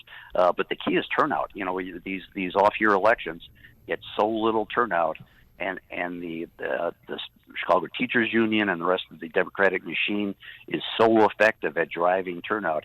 Who knows what's going to happen in this? Yeah, but who Like cares? Clayton Harris was handpicked by Tony Preckwinkle, and yeah, but who he cares? wants the support of Kim Fox. Who cares? Is my point. What's the difference? Is there a difference between Burke and Harris that's demonstrable? I don't see it. Well, aren't they different on smash and grabs? I thought that they, Oh my God. Well, they from both 300 to 1,000. Uh, If you steal $300, then it might be a felony as opposed to $1,000. Talk about bailing out the Titanic with a teaspoon. I mean, is that the big difference? Is there anything else? You got anything else? That's or all I got. Am I missing something? No, that's it. It's going to be really interesting to see what the tone of Chicago voters is in this, and there might be a lot of crossovers in this election. Who knows? Yeah. We'll have to wait till to see what the results are. Yeah, but here again, we're in the same place we were after Daley, the same place we were after Rahm, same place we were after Lightfoot, now the same place we were after Fox. Same place, you mentioned Preckwinkle. Preckwinkle's the center of power on this. She's the one that why wouldn't she be? And who's doing anything about it? My point is this: those places we've been at, we've had all these opportunities, all these moments where instead of Craig Duchossois throwing $100,000 away on Eileen Burke, pretending there's a dime's worth of difference between the two candidates on the left. And there's these same financiers that are sometimes Republicans and sometimes Democrats and can't figure out who to support when it's, who's the less frothing at the mouth Marxist that I can support. Rather than taking the opportunity to say, hey, let's find a center-right candidate. Let's put somebody credible up. Let's actually, rather than being dilettantes, so we can say, yeah, I'm sort of involved in that race in a cocktail party. Oh, yeah, I supported this person. Like feigning that you're some sort of city or state elder. There are all of these opportunities where those who are so enlightened and so engaged and self-styled civic leaders could have said, let's get together. How about we put together a little group and we actually find some candidates and we develop some candidates and we support that candidate. Let's put up somebody that can win the Cook County State's Attorney's race that doesn't support the lawlessness and the emptying out of Cook County Jail and the turnstiles for habitual violent offenders. But no, they don't do that, ever. You described that as center-right. I would challenge you in that. It's centrist. Illinois is a moderate state. Many of the things that you say, that Wirepoint say, are centrist. We represent the majority of things. The far left has punched way beyond its weight in elections, and people call us conservative. Well, go down the list. I challenge anybody to name one policy position that Wirepoint has that isn't supported by the general public and shown by polls that way. With one exception, and we really stand up for the First Amendment, and I want to emphasize this, Dan, because you mentioned Schellenberger in your last piece. Yeah. That is a topic that has not sunk in to the general public, but the extent to which the federal government colluded with tech platforms to suppress the last vote in the last election in 2020, and has done it for a number of years. It is out of control. This is finally going to have a hearing next week in the Supreme Court. A decision will be in by June. I hope finally the public comes to recognize the extent to which they're being manipulated. I'm talking about the city of Chicago. So we have a couple of things going on in terms of the customary rent seeking and sort of, empire building, the meddling into areas that government is not particularly good at, but doesn't stop them, like economic redevelopment and real estate development.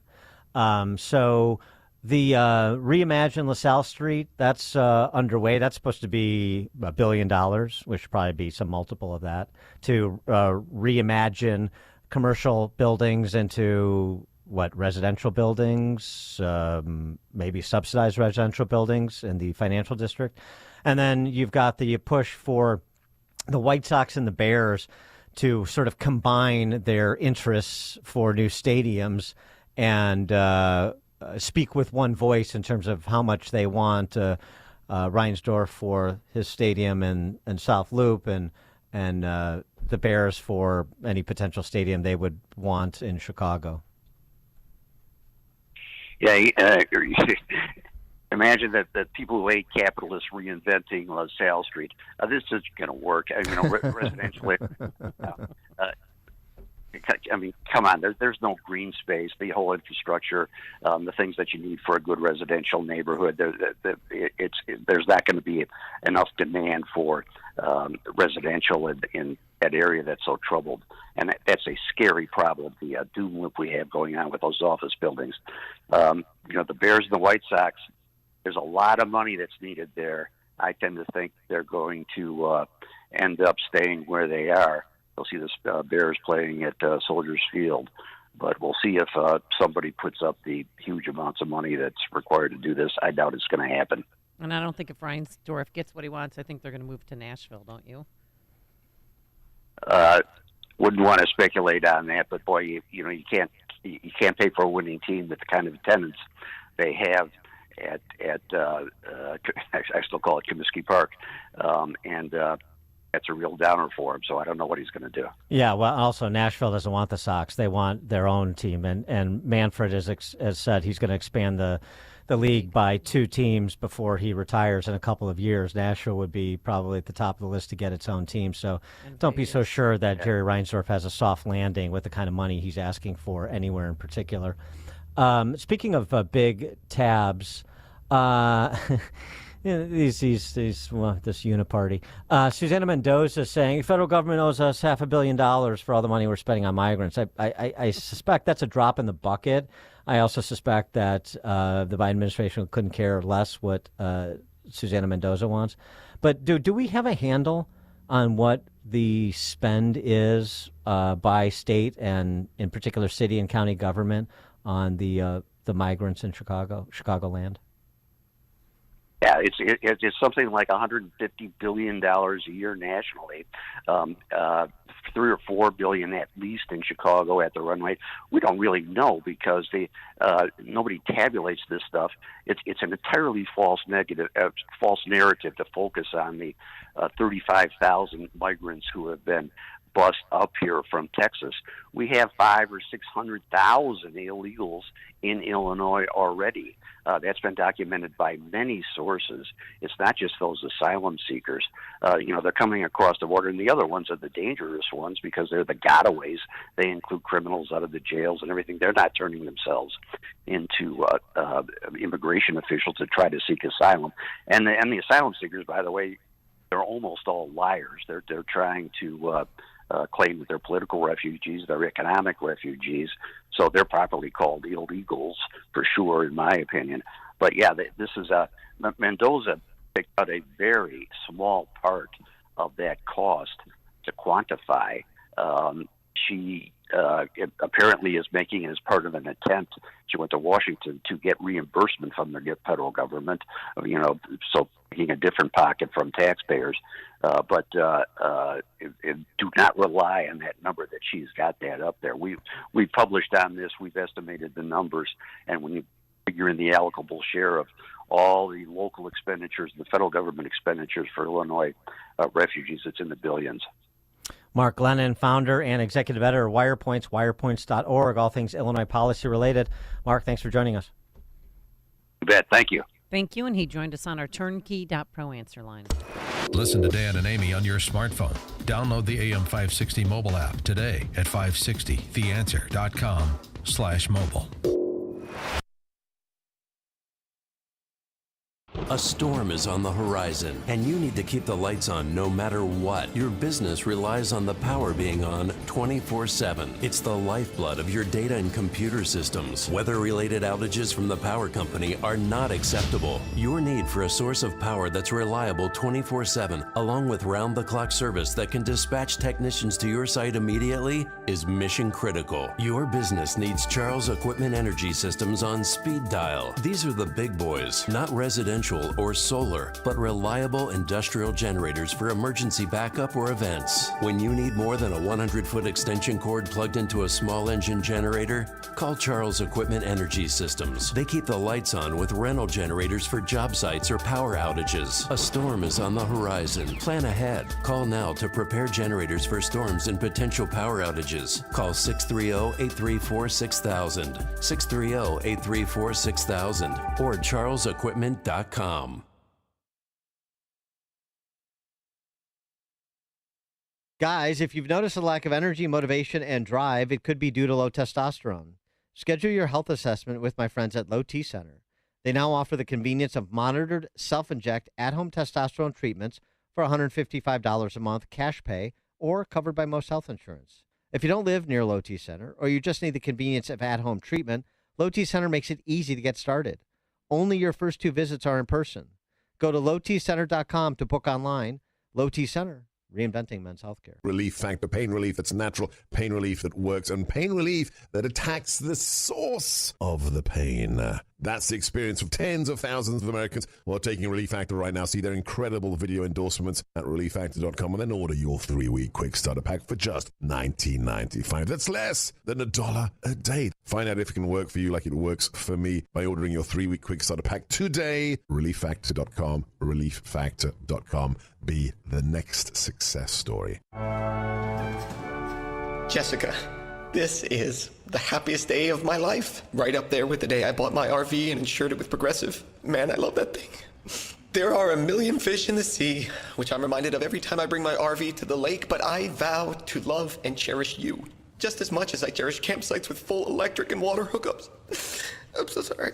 Protect your beloved with an RV policy from Progressive. Take as little as 4 minutes to see what you could save at Progressive.com. Progressive Casualty Insurance Company and Affiliates. We all hear the radio ads about the IRS. They tell you to be afraid, to be scared, and they try to frighten you into calling. I'm not here to do that. Tax Relief Advocates is different. TRA is here to tell you that if you owe money to the IRS, whether it's $5,000, $50,000, or $500,000, we have a solution. It doesn't matter if you're sitting in your car, at work, or with your kids. No matter where you are, call now. 800-575-6745. Don't lose hope. TRA can eliminate or reduce what you owe to the IRS. There is zero risk to you. If we can't reduce your tax debt, then you pay nothing. Our passion is taxes and helping individuals fix their IRS problems. We have a 5-star rating on Google and Yelp and an A+ with the Better Business Bureau. You don't need to be afraid of the IRS any longer. End your tax nightmare today by visiting us online at TRA.com or call 800-575-6745. That's 800-575-6745.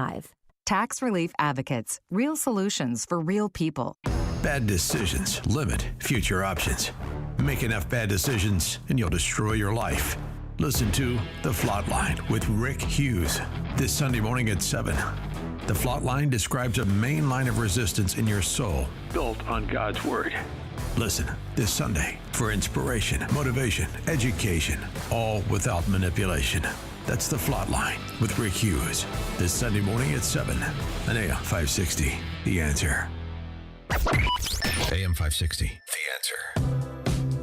All right, coming up on Chicago's Morning Answer. More on that SCOTUS ballot access decision, as well as a review of Hunter Biden's behind closed doors testimony with former federal prosecutor Joseph Moreno at 8:08. But first, let's head into that newsroom. Here's Mike Scott. A drastic change in the Chicago weather. SCOTUS keeps Trump on the ballot, and WIND Chicago News Time is 8 o'clock. The polls are just opening now in Colorado. I'm Dave Anthony, Fox News, and former President Trump's name is on the ballot, same in Maine, to the 15 Super Tuesday states after the Supreme Court ruled he cannot be removed. We're going to get rid of Biden, the worst president ever. The former president expects big wins today against challenger Nikki Haley after beat her by 70 points in last night's North Dakota caucuses. He tells Fox, well, there's no path for her to win. whether she likes hearing that or not. Nikki Haley's response on Fox a short time ago. I don't know why everybody's so adamant that they have to follow Trump's lead to get me out of this race. You know, all of these people deserve to vote. And Nikki Haley says she'll see where she stands after today's contest, again vowing not to run as an independent in November if Trump's the expected eventual Republican nominee. Now, President Biden is expected to easily win today's Democratic contests, and Fox's Jackie Heinrich reports from the White House. The Biden team wants the media covering Trump's legal challenges, for instance, in the same way they covered the aftermath of January 6th.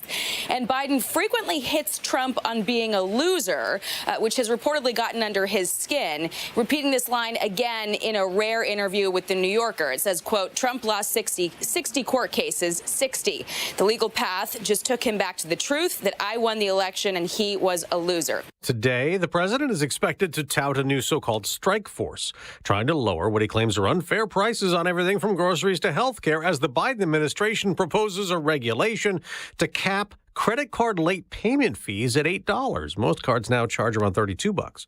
5 people are dead in Nashville, Tennessee, when the small plane they were on crashed near a highway last night. When our crews arrived on scene, they were met with heavy flames and fire. Kendra Loney with the Metro Fire Department. The pilot had reported engine trouble and went down a few miles before reaching the airport.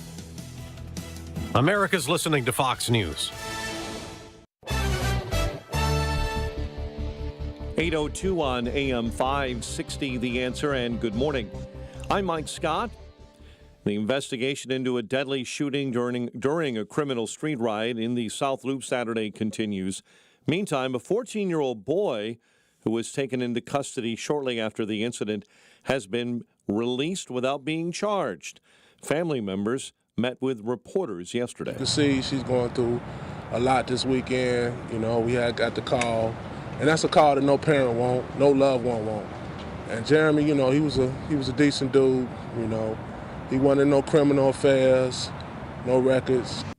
Victims advocate Andrew Holmes says it seems the Johnson administration response was not nearly enough. There was an altercation down there. Even though they have eyes in the sky and had the officers on the streets too, those were not enough eyes to find the person that discharged this weapon as of yet. 9 other teens are facing charges, but none related to the teen's death. Former President Donald Trump will be on the Illinois primary ballot later this month. The U.S. Supreme Court yesterday unanimously ruling that Colorado and states like Illinois cannot keep Trump off the ballot. Mayor Brandon Johnson reacted to the ruling. I don't think it's beyond the people of this country to be able to push back against the Supreme Court's decision. That also includes making sure that people actually get out and vote. Senator and Democrat Dick Durbin says other courts still have much to say about Donald Trump. Chicago sports. Kobe White led the charge with a career-high 37.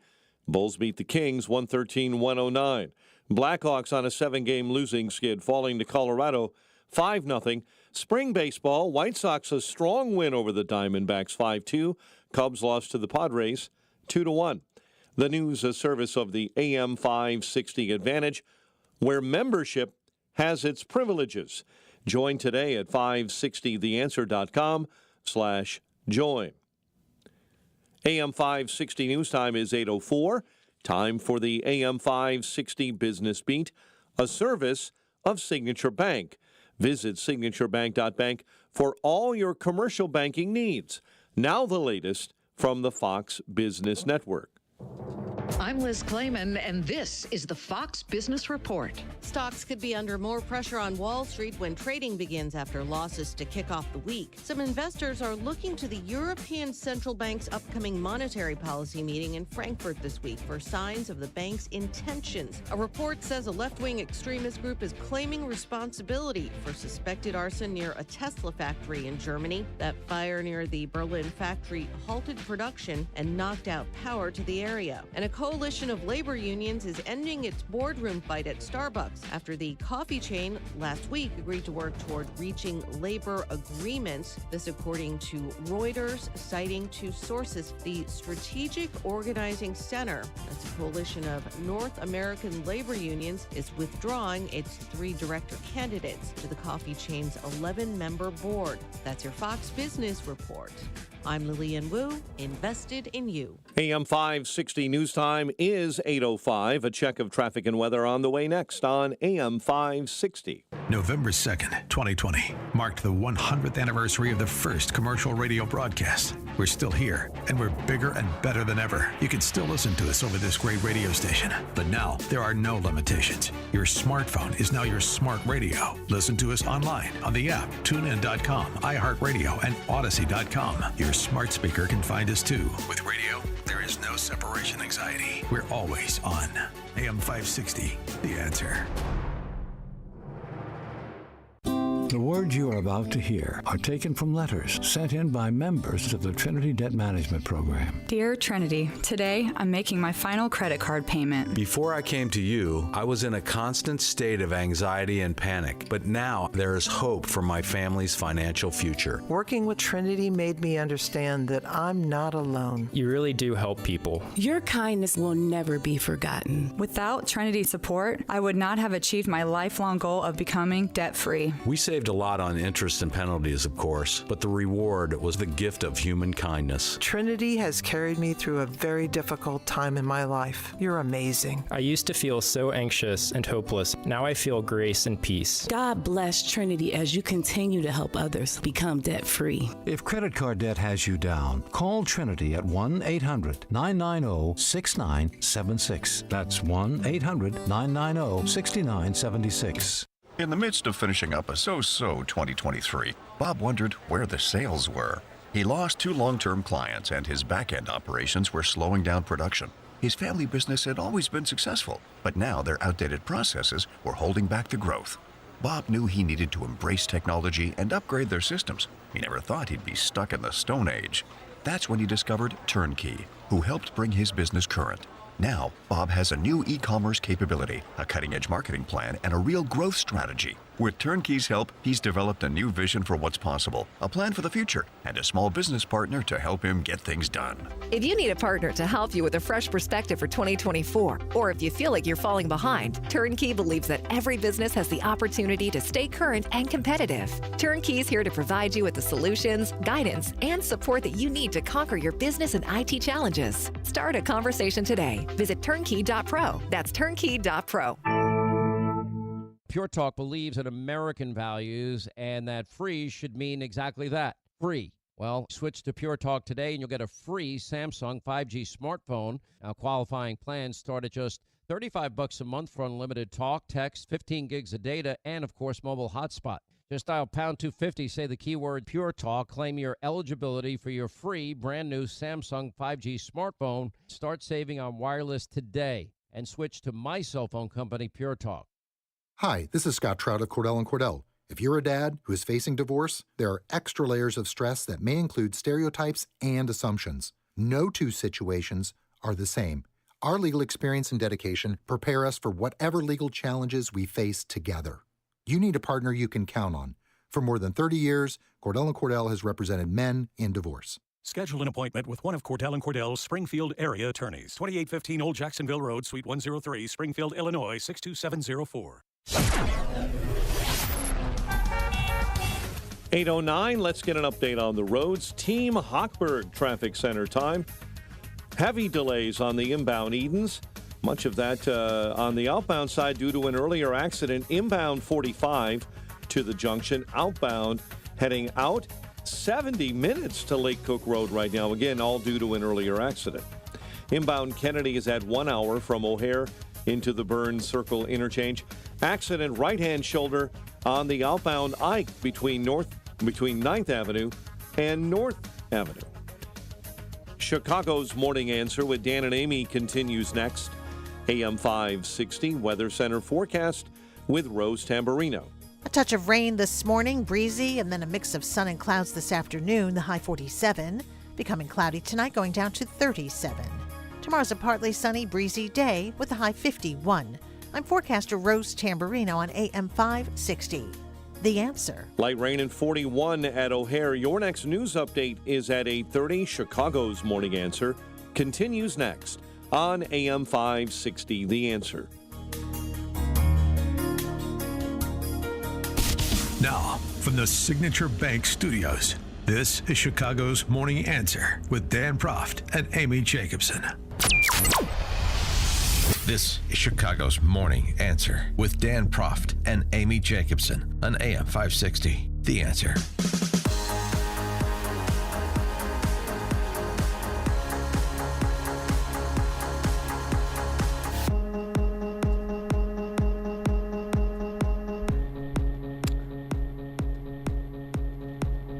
Top of the morning, Dan and Amy. So, amid all of the electoral business happening, both in terms of primary and caucus elections, as well as, of course, the Supreme Court decision in the Colorado ballot access case that came down yesterday, 9-zip, that we've been discussing all morning.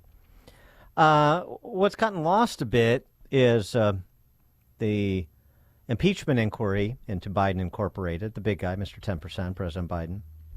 And baby boy Hunter's testimony behind closed doors, transcript released. Matt Gaetz, congressman from Florida, was on with Hannity last night talking a bit about it because he and Hunter Biden, per the transcript, had some interesting exchanges. And I thought Gaetz did a nice job of summarizing what is revealed in the transcript, that there's two Hunter Bidens. There's a bit of a Jekyll and Hyde situation with Hunter Biden. There's the Hunter Biden who's cutting the deals, and then there's the Hunter Biden who is texting family members about the particulars of those deals, complaining about having to pay bills and those sorts of things. Whenever he's getting paid, he suggests that he's a brilliant lawyer, a financial wizard, a man about Washington. But whenever he's demanding payment, and that's where you see the references to Joe Biden, the shakedowns, the threats, well, then he can't be responsible for his actions because he's just a drug-addled fool. And so I wanted to drill into precisely when Joe Biden and Hunter Biden were using this drug-induced defense for really what is a bribe that is dressed up in drag and masquerading around as a business transaction. And the fact that the Chinese are now saying this wasn't a business transaction, there was no work done, that only reinforces the concept that this was a bribe the whole time. Yeah, and point of fact, what Gaetz is referencing is that the $1 million that Hunter was paid by this Chi-Com-backed energy company, CEFC, Dr. Patrick Ho is threatening to sue Hunter Biden within a week unless he gets his money back because he claims Hunter did no legal work for him. See what happens when you get in bed with the Chi-Coms that have political interests at heart and are using a doofus, a useful idiot like you, Hunter, for access as well as to manipulate as they see fit as needs arise in one direction or the other? For more on this, because I don't know what the appetite is for this impeachment inquiry, pushing this on Biden Inc., continue to connect the dots. We had James Biden concede, same thing under oath, that, the $40,000 I paid the big guy did come from money that made its way to me from Hunter from China. Well, okay, well, that's sort of what we're talking about, that this was never about Hunter, except Hunter as the conduit to unjustly enrich Joe Biden, who is at the top of the pyramid of this influence peddling scheme. So that was sort of a major concession that didn't get much coverage and hasn't really gotten much talk from even conservatives. Anyway, let's get some legal perspective on this. Please be joined by Joseph Moreno, former federal prosecutor with the Department of Justice in the National Security Division. He's also a former staff member with the FBI's 9/11 Review Commission, and he's a U.S. Army combat veteran. Joseph Moreno, thanks for joining us. Appreciate it. Dan, good morning. Good to be with you. Good to have you. So, your perspective on some of the things, well, sort of the two Hunter Bidens approach that Hunter took, as well as the admission by James, something we already knew to be true, but it's always nice to have it confirmed by a principal party. Sure. Well, when it comes to something like this, you have to kind of look at it in two lenses, right? There's the purely criminal lens, right? Are there criminal acts here that could subject one or more persons to prosecution. I'm not sure we're there. Whether you could say it's a bribe, influence peddling, bribery is surprisingly difficult to prosecute. So I'm not sure we're there. Now, the other lens is impeachment. And impeachment is a political process. Even though it references high crimes and misdemeanors, we've all heard that. But the fact is, Congress can impeach a president for more or less anything it wants. It's a lower standard. So in that case, Congress, which has done a good job fleshing out the sort of Biden brand influence peddling operation, they can certainly take it and run with it. They don't need to prove bribery as you would in a court of law. And there's certainly enough here that they can say, look, the Bidens brought in millions of dollars in exchange for what seems like nothing more than putting Joe Biden's influence out there. And at the same time, there's nothing that was provided. I mean, Hunter Biden says he was a great lawyer and a brilliant guy, but the fact is he wasn't practicing law. He's not an expert on energy matters. So again, it's just really what he was selling in exchange for millions of dollars was basically the promise that his father could intervene if necessary. I understand, but there's a political import to proving unjust enrichment and bribery, and and obviously, if you could connect a payment to an official act or to the lack of an official act, then that would make the lines clearer. But even if you can't, in terms of making a credible case for impeachment, you have to get there by showing that Biden materially benefited. And he did. And so now the argument seems to me that Biden is left with, if it's properly prosecuted by Republicans, is I had no idea the source of this money. I asked no questions. I just was a passive recipient of money that's being funneled from my son to my brother to me. I mean, nobody buys that, which is why most Americans have already concluded that this was an influence peddling operation. They're already convinced of it. But to connect the dots and to expose the feebleness of the defense being offered by President Biden specifically is important for political reasons. No, Dan, you put your finger right on it, right? It's the ignorance defense. I don't know what my son was doing. I don't know what my brother was doing. That's their business. If they were promising that I, Joe Biden, would provide sort of perks or access, I didn't know they were doing that, and I didn't benefit personally. And this is what Joe Biden is going to say. Yeah, but he can't say I didn't benefit personally anymore. His brother just confirmed he did. Well, they're playing games with saying that certain transactions loans, were loan repayments, right? They're trying to say, and one thing I'll add too, on top of all the Biden brand information that has come out, the idea that I think we're up to $24 million in a 4-year period that flowed to the Biden family, the fact that they went through a dozen or more shell companies, that reeks of money laundering. That reeks of that's exactly how money laundering is conducted. Now, once again, Joe Biden can say, I had no idea these shell companies were set up. These were other members of the family, and I think he's going to stick with that. Look, it reeks of wrongdoing. On the money laundering piece, that is something where, I mean, there could be a criminal prosecution. And, and it's reminiscent. You may not be familiar with the particulars of this case, but I'm sure you remember it generally. George Ryan, who was the governor of Illinois around the turn of the century, he was elected in 98. He was imprisoned in 03 or 04. It's sort of the trajectory of most governors in Illinois, and should be for most all of them. But anyway, it was one of these. It was basically a money laundering scheme through his campaign committee, and was one of these things where, nobody ever gave him money, but every time he put his hands in his pocket, money was there. And a jury didn't buy I have no idea how that money got there, and certainly I wasn't doing anything improper. and I wasn't, leveraging my office to enrich myself.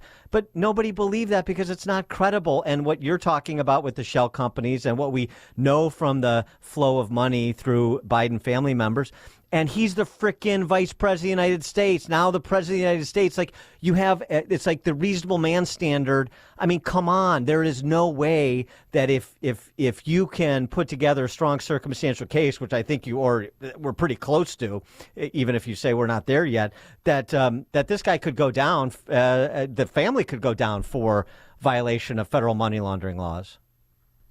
Sure. Well, I think Joe Biden's got a couple of tricks in his back pocket. One is that there's no way, even if he's impeached by the House, there's no way two-thirds of the Senate will convict him, right? So he knows that darn well. So the worst that can happen to him politically is this stain of impeachment. The second thing is, if his criminal charges were ever pursued, he'd probably take the Robert Hur defense, which is, look, I'm an old guy, my memory's not so good, and I don't know what was going on. You've already had one special counsel say he's not fit to stand trial. You'd have that again.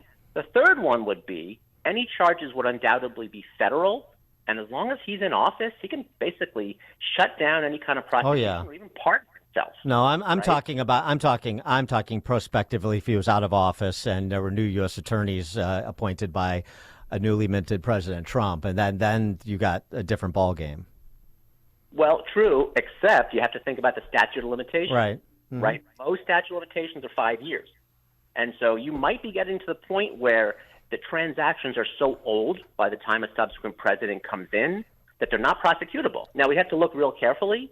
It's basically the last transaction would start the clock. Right, which was last year, Yeah, I mean, and I don't want to get too deep in the weeds here, but no, I agree, and those are all fair points. But you have this ongoing conspiracy, arguably, and there's interactions and financial transactions as recently as last year. So you'll be well within the statute to fold the big guy in, I would think. But I mean, those are all legitimate issues to raise, of course. Yeah, no, good point. I mean, it's obviously more powerful when Biden is in office. Right, so he kind of, those 4 years when he was out of office, he'll get a lot more of a pass. Right. It's either things that happen when he was vice president, which are getting kind of dated, or, to your point, things that happen when he's in the presidency, because that goes to then the official act point that you made earlier. What do you think if roles were reversed and this was Trump's family and Don Jr. and Eric Trump and they had a shell company and somehow their family got $24 million? What do you think the reaction would be? I mean, Amy, look at the Trump family is being prosecuted for a heck of a lot less than that, right? So I think we all know exactly what it would look like. I think they would be going crazy on him. And when you compare what the Bidens have done, both in terms of the magnitude of the amounts of money and the lengths through which they went to hide it, and then you compare that to what Donald Trump is facing in New York, the millions of dollars, hundreds of millions of dollars, for a fraud case where there was no fraud victims, right? Or the Alvin Bragg case coming up where Donald Trump's being prosecuted for hush money payments that he paid out of his own pocket, which might be a little seedy looking, but it's totally legal. It's legal. Yeah. Mark Elias, who is the lawyer, quotation marks, I don't know why there hasn't been an ARDC proceeding against him. He tweeted, and he's also the guy who put together the Steele dossier on behalf of the Clinton campaign. I mean, so he's a complete bottom feeder and trafficker and propaganda. He tweeted out about the vote in that D.C. primary between Haley and Trump. He tweeted out essentially like the small percentage of Trump voters in D.C. and tweeting out sort of laughingly, what's the likelihood that you'll find a Trump voter in this jury pool?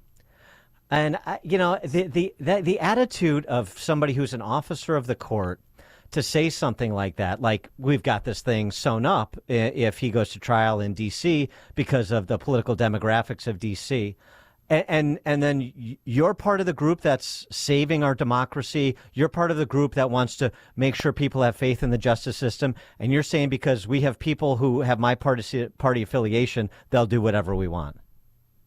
Well, I think there's many good reasons for people to look at this whole thing and say, look, this just stinks of law highly selective use of prosecutions, right, that in any case we would know would not be brought.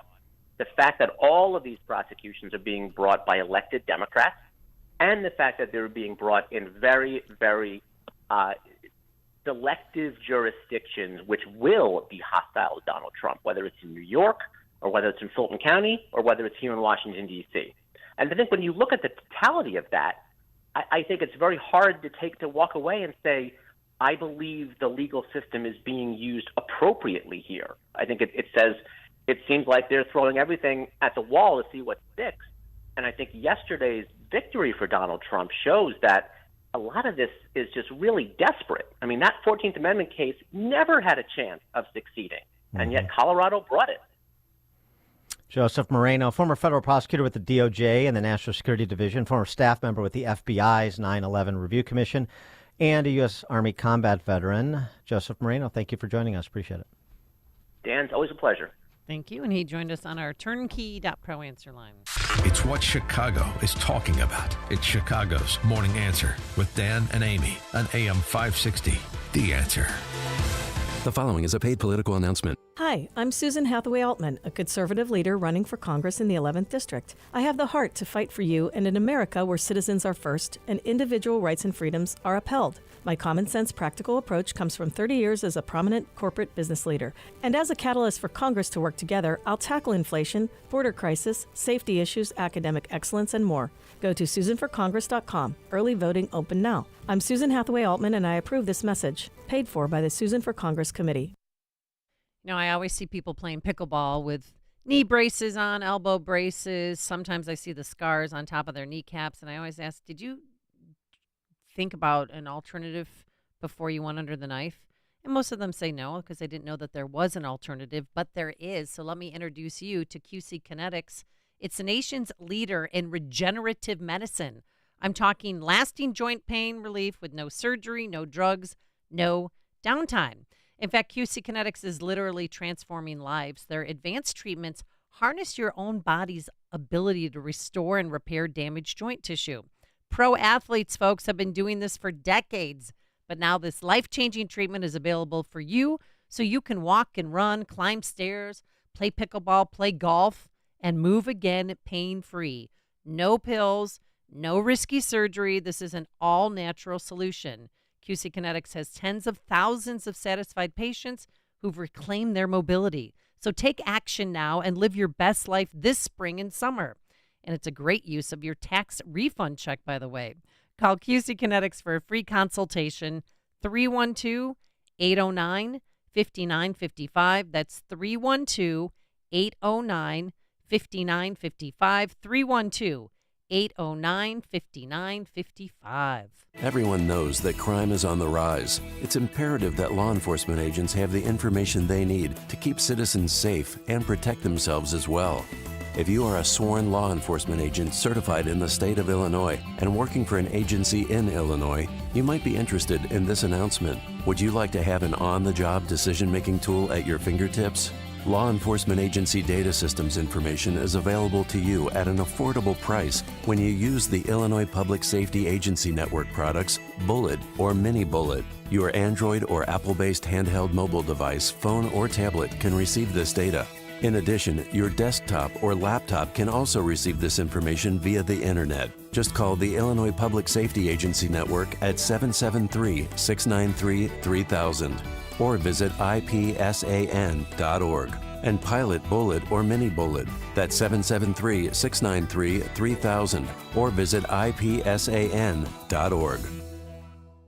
If you want the best meats and seafood that you can never find in the butcher aisle, you need to check out my guy Chris with Second City Prime. Second City Prime has scoured the world for the best meats and seafood on the planet. Learn how to discover them all at secondcityprime.com. I met Chris nearly 20 years ago when he used to park his truck outside of the Board of Trade. I worked at the Merc, and to see Chris build his business from a truck parked outside the Board of Trade, along with his wife Susie, you understand the kind of love that makes them simply the best. They go the extra mile to get you exactly what you're looking for. Everything from the best best meat and seafood in the world to special orders for your corporate gifts. They can handle it all. Treat yourself with specialty items like the Japanese Wagyu, the Iberico, Spanish pork, the South African cold water lobster tails, and the Colorado domestic lamb. They are also debuting a brand new steakhouse in the heart of Lincoln Park called Butcher and the Bear. They celebrate the art of butchery so you can savor delicious cuts of meat in the atmosphere that whispers of a bygone era. Check them out today at secondcityprime.com. Walters Kluwer United States Incorporated seeks Enterprise Software Engineer 3 in River Woods, Illinois to develop and implement security strategies, policies, and procedures for the SAP system. Telecommuting permitted. Apply at jobpostingtoday.com, reference number 99685. Again, Walters Kluwer United States Incorporated seeks Enterprise Software Engineer 3 in River Woods, Illinois. Apply at jobpostingtoday.com, reference number 99685.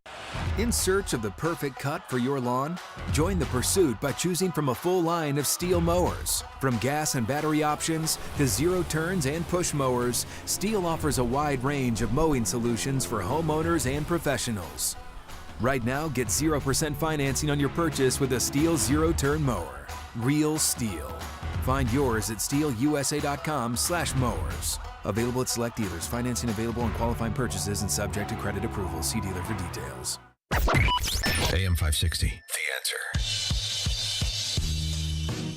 All right, coming up on Chicago's Morning Answer. We got we're going to try and do some good work, I guess, right? We got a little profile for after-school programmings that people can contribute to. Marco Tenor, Executive Vice President and CEO, or Chief Operating Officer, that is, for By the Hand Club for Kids. By the Hand Club for Kids. We're going to talk about the after-school programming you can be a part of helping to provide. Marco Tenor at 8:38. But now let's head into that newsroom. Here is Mike. At 8:31 this morning, 41 degrees, and it is Super Tuesday. The biggest day in the presidential nomination cycle results in 16 states and American Samoa. Big day for former South Carolina Governor Nikki Haley, who so far has won only one Republican contest and joined Fox this morning. We lost in 2018, we lost in 2020, we lost in 2022. I was just in Michigan, and since Donald Trump became president in 2016, they lost the governor's mansion, they lost the state house, they lost the state senate. Same thing in Minnesota. I went to Colorado. No Republican has won more than 45% statewide since Donald Trump became president. Haley has yet to win any states, although she again did win that primary in Washington, D.C. A UN report finds what it says is clear and convincing information that hostages taken by Hamas terrorists were sexually abused in Gaza. One UN official telling reporters there's reasonable grounds to believe that sexual violence is still taking place. Egyptian officials say 3 days of negotiations with Hamas terrorists over a ceasefire in Gaza and the release of hostages has ended without a breakthrough. Police in Nashville report at least 5 are dead after a single-engine plane crashed Monday night along an interstate highway. At approximately 7:40 this evening, the control tower at John Tune Airport received a message from an aircraft saying that they were experiencing engine and power failure and needed emergency approval to land. Fire officials say the crash was catastrophic and there were no survivors. We're watching a fire raging in a building that supplies novelties and phone accessories to discount stores. Multiple explosions in Detroit this morning that have injured 2, 1 killed by falling debris. Clinton Township police say on Facebook debris was sent into the air and came down about as far as a mile away. The investigation into a deadly shooting during a criminal street riot in the South Loop Saturday continues. Meantime, a 14-year-old boy who was taken into custody shortly after the incident has been released without being charged. Bulls winners in Sacramento 113-109. Blackhawks lost to Colorado 5-0. Spring baseball, strong win for the White Sox over the Diamondbacks, while the Cubs fell to the Padres. The news, a service of Crosscom Public Adjusters. If your home or business has an insurance claim, Crosscom will help you get what you need and have coming to you. They've helped thousands. CrossComPublicAdjusters.com. A check of traffic and weather on the way next on AM 560. Women's sports are under attack in America by those with a radical agenda that seeks to erase the differences between men and women in classrooms, on playing fields, and in locker rooms. No one knows this better than All-American swimmer Riley Gaines. See Riley Gaines live in Chicagoland on Friday, March 22nd, presented by Breakthrough Ideas and the Parents Matter Coalition. Get your tickets at 560theanswer.com/tickets. That's 560theanswer.com/tickets. Sponsored by Opum Tax Advocates and attorney Stephen A. Leahy. Balance of Nature's fruits and veggies supplements, changing the world one life at a time. I've been a clinical psychologist since 1991. I was licensed, and I love being a clinical psychologist because I like helping people. I tell people that Balance of Nature is a wonderful supplement because I truly trust in the product. I feel great, and because I feel great, I'm able to do everything that I want to do. I really love taking Balance of Nature. Start your journey with Balance of Nature supplements. Call 1-800-246-8751 or go to balanceofnature.com and sign up as a new preferred customer. And for a limited time, get 35% off your first order, plus $10 off any additional sets with free shipping and our money-back guarantee. Go to balanceofnature.com or call 1-800-246-8751 and get this special offer by using discount code Chicago. Everyone knows that crime is on the rise. It's imperative that law enforcement agents have the information they need to keep citizens safe and protect themselves as well. If you are a sworn law enforcement agent certified in the state of Illinois and working for an agency in Illinois, you might be interested in this announcement. Would you like to have an on-the-job decision-making tool at your fingertips? Law enforcement agency data systems information is available to you at an affordable price when you use the Illinois Public Safety Agency Network products, Bullet or Mini Bullet. Your Android or Apple-based handheld mobile device, phone or tablet can receive this data. In addition, your desktop or laptop can also receive this information via the internet. Just call the Illinois Public Safety Agency Network at 773-693-3000 or visit ipsan.org. and pilot Bullet or Mini Bullet. That's 773-693-3000 or visit ipsan.org.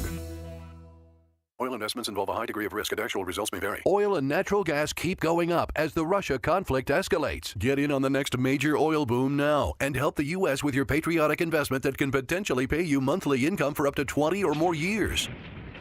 That's the sound of a producing oil well and the sound of a smart investment. If you're an SEC accredited investor and have at least $25,000 liquid now, you can take advantage of Encore Energy's projects and a huge tax savings for this year. If you invest in oil and natural gas, you're allowed to write off nearly 100% of your investment in the first year. Goldman Sachs is projecting oil to go up to $100 a barrel, and natural gas is the fuel of the future and trading at record prices. Call 800-287-6691. Encore Energy is a major investor and experienced operator in its core area of operations. Call now and learn how to deduct 100% of your investment and create 20 or more years of potential monthly income. Call 800-287-6691. That's 800-287-6691.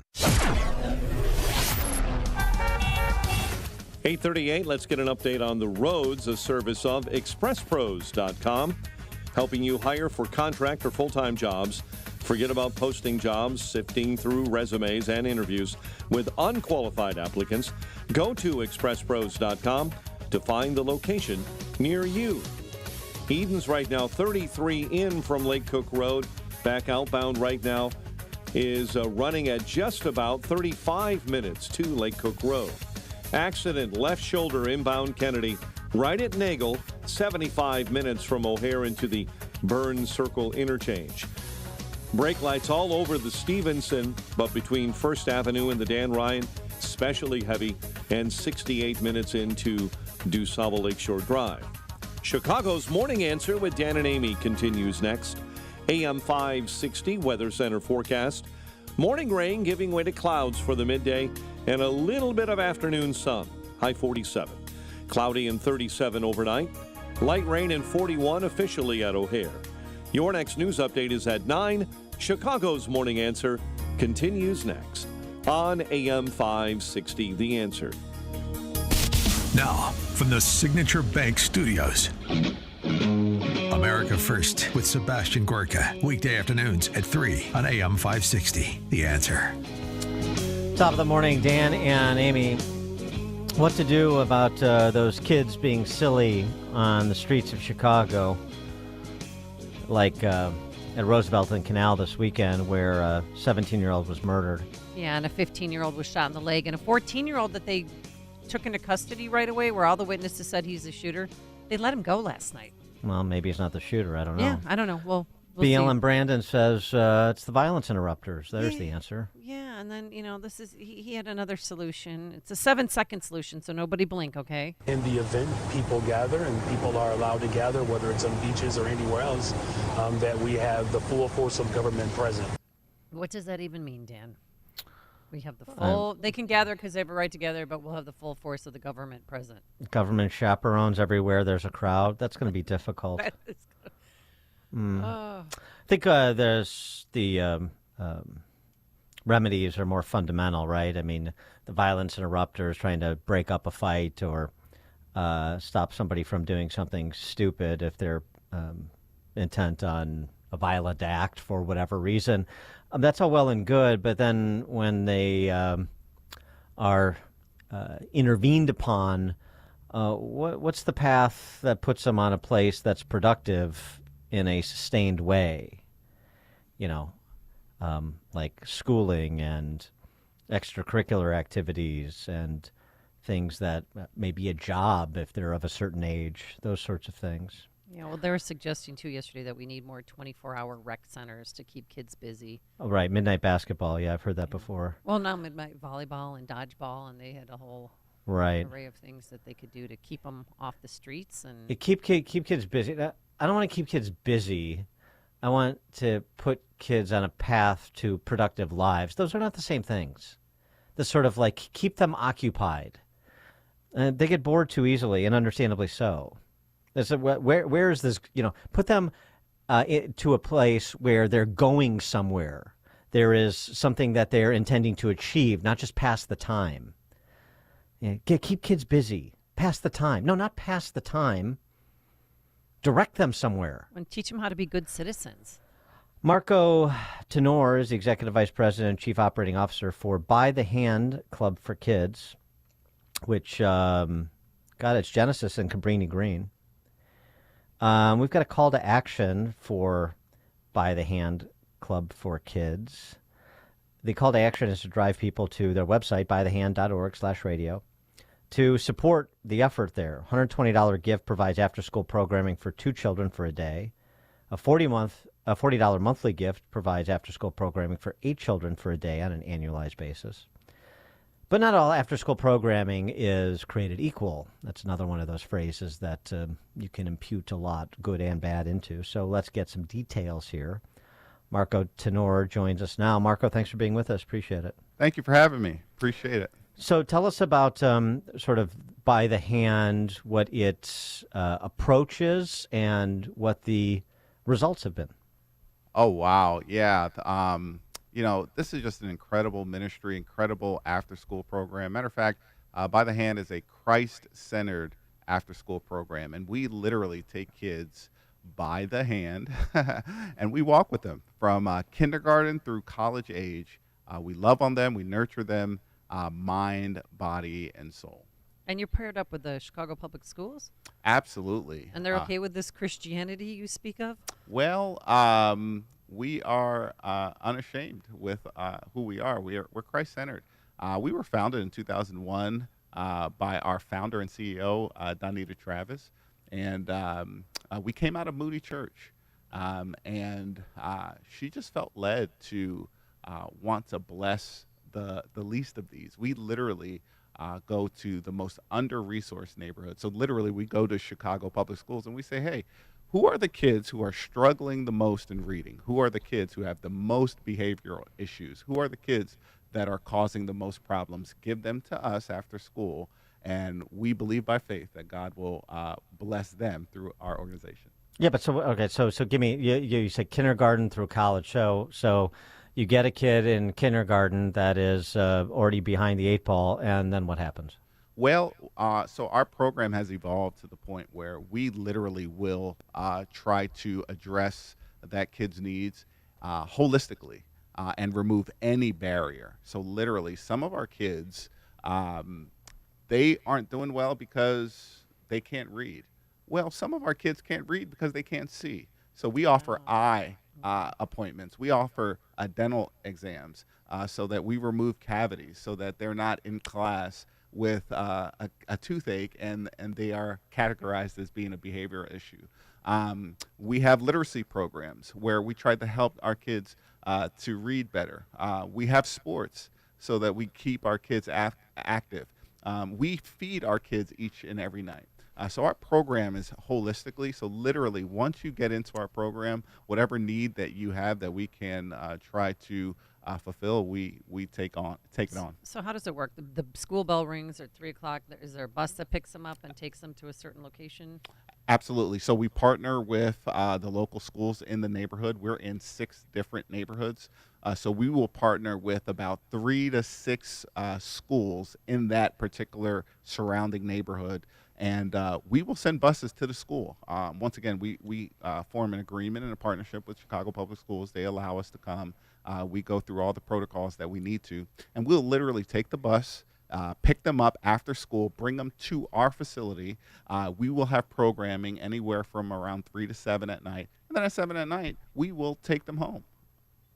So, so give us so you've started in what, like 01, so you've got more than 2 decades of a track record. So tell us what happens with the kids that run through your program as compared to their classmates in those schools that don't, because of course the neighborhoods that you're talking about, a lot of those schools, I mean, there's virtually no one reading or doing math at grade level. Yeah, so we're very proud. I mean, if you go to our annual report, which we publicize for anybody to see, 92% of kids who are in our program will pass their classes. 100% of our seniors graduated high school. All of our kids read at or above grade level. And Dan, I don't have to tell you, if you're not reading at grade level by 3rd grade, you're in trouble.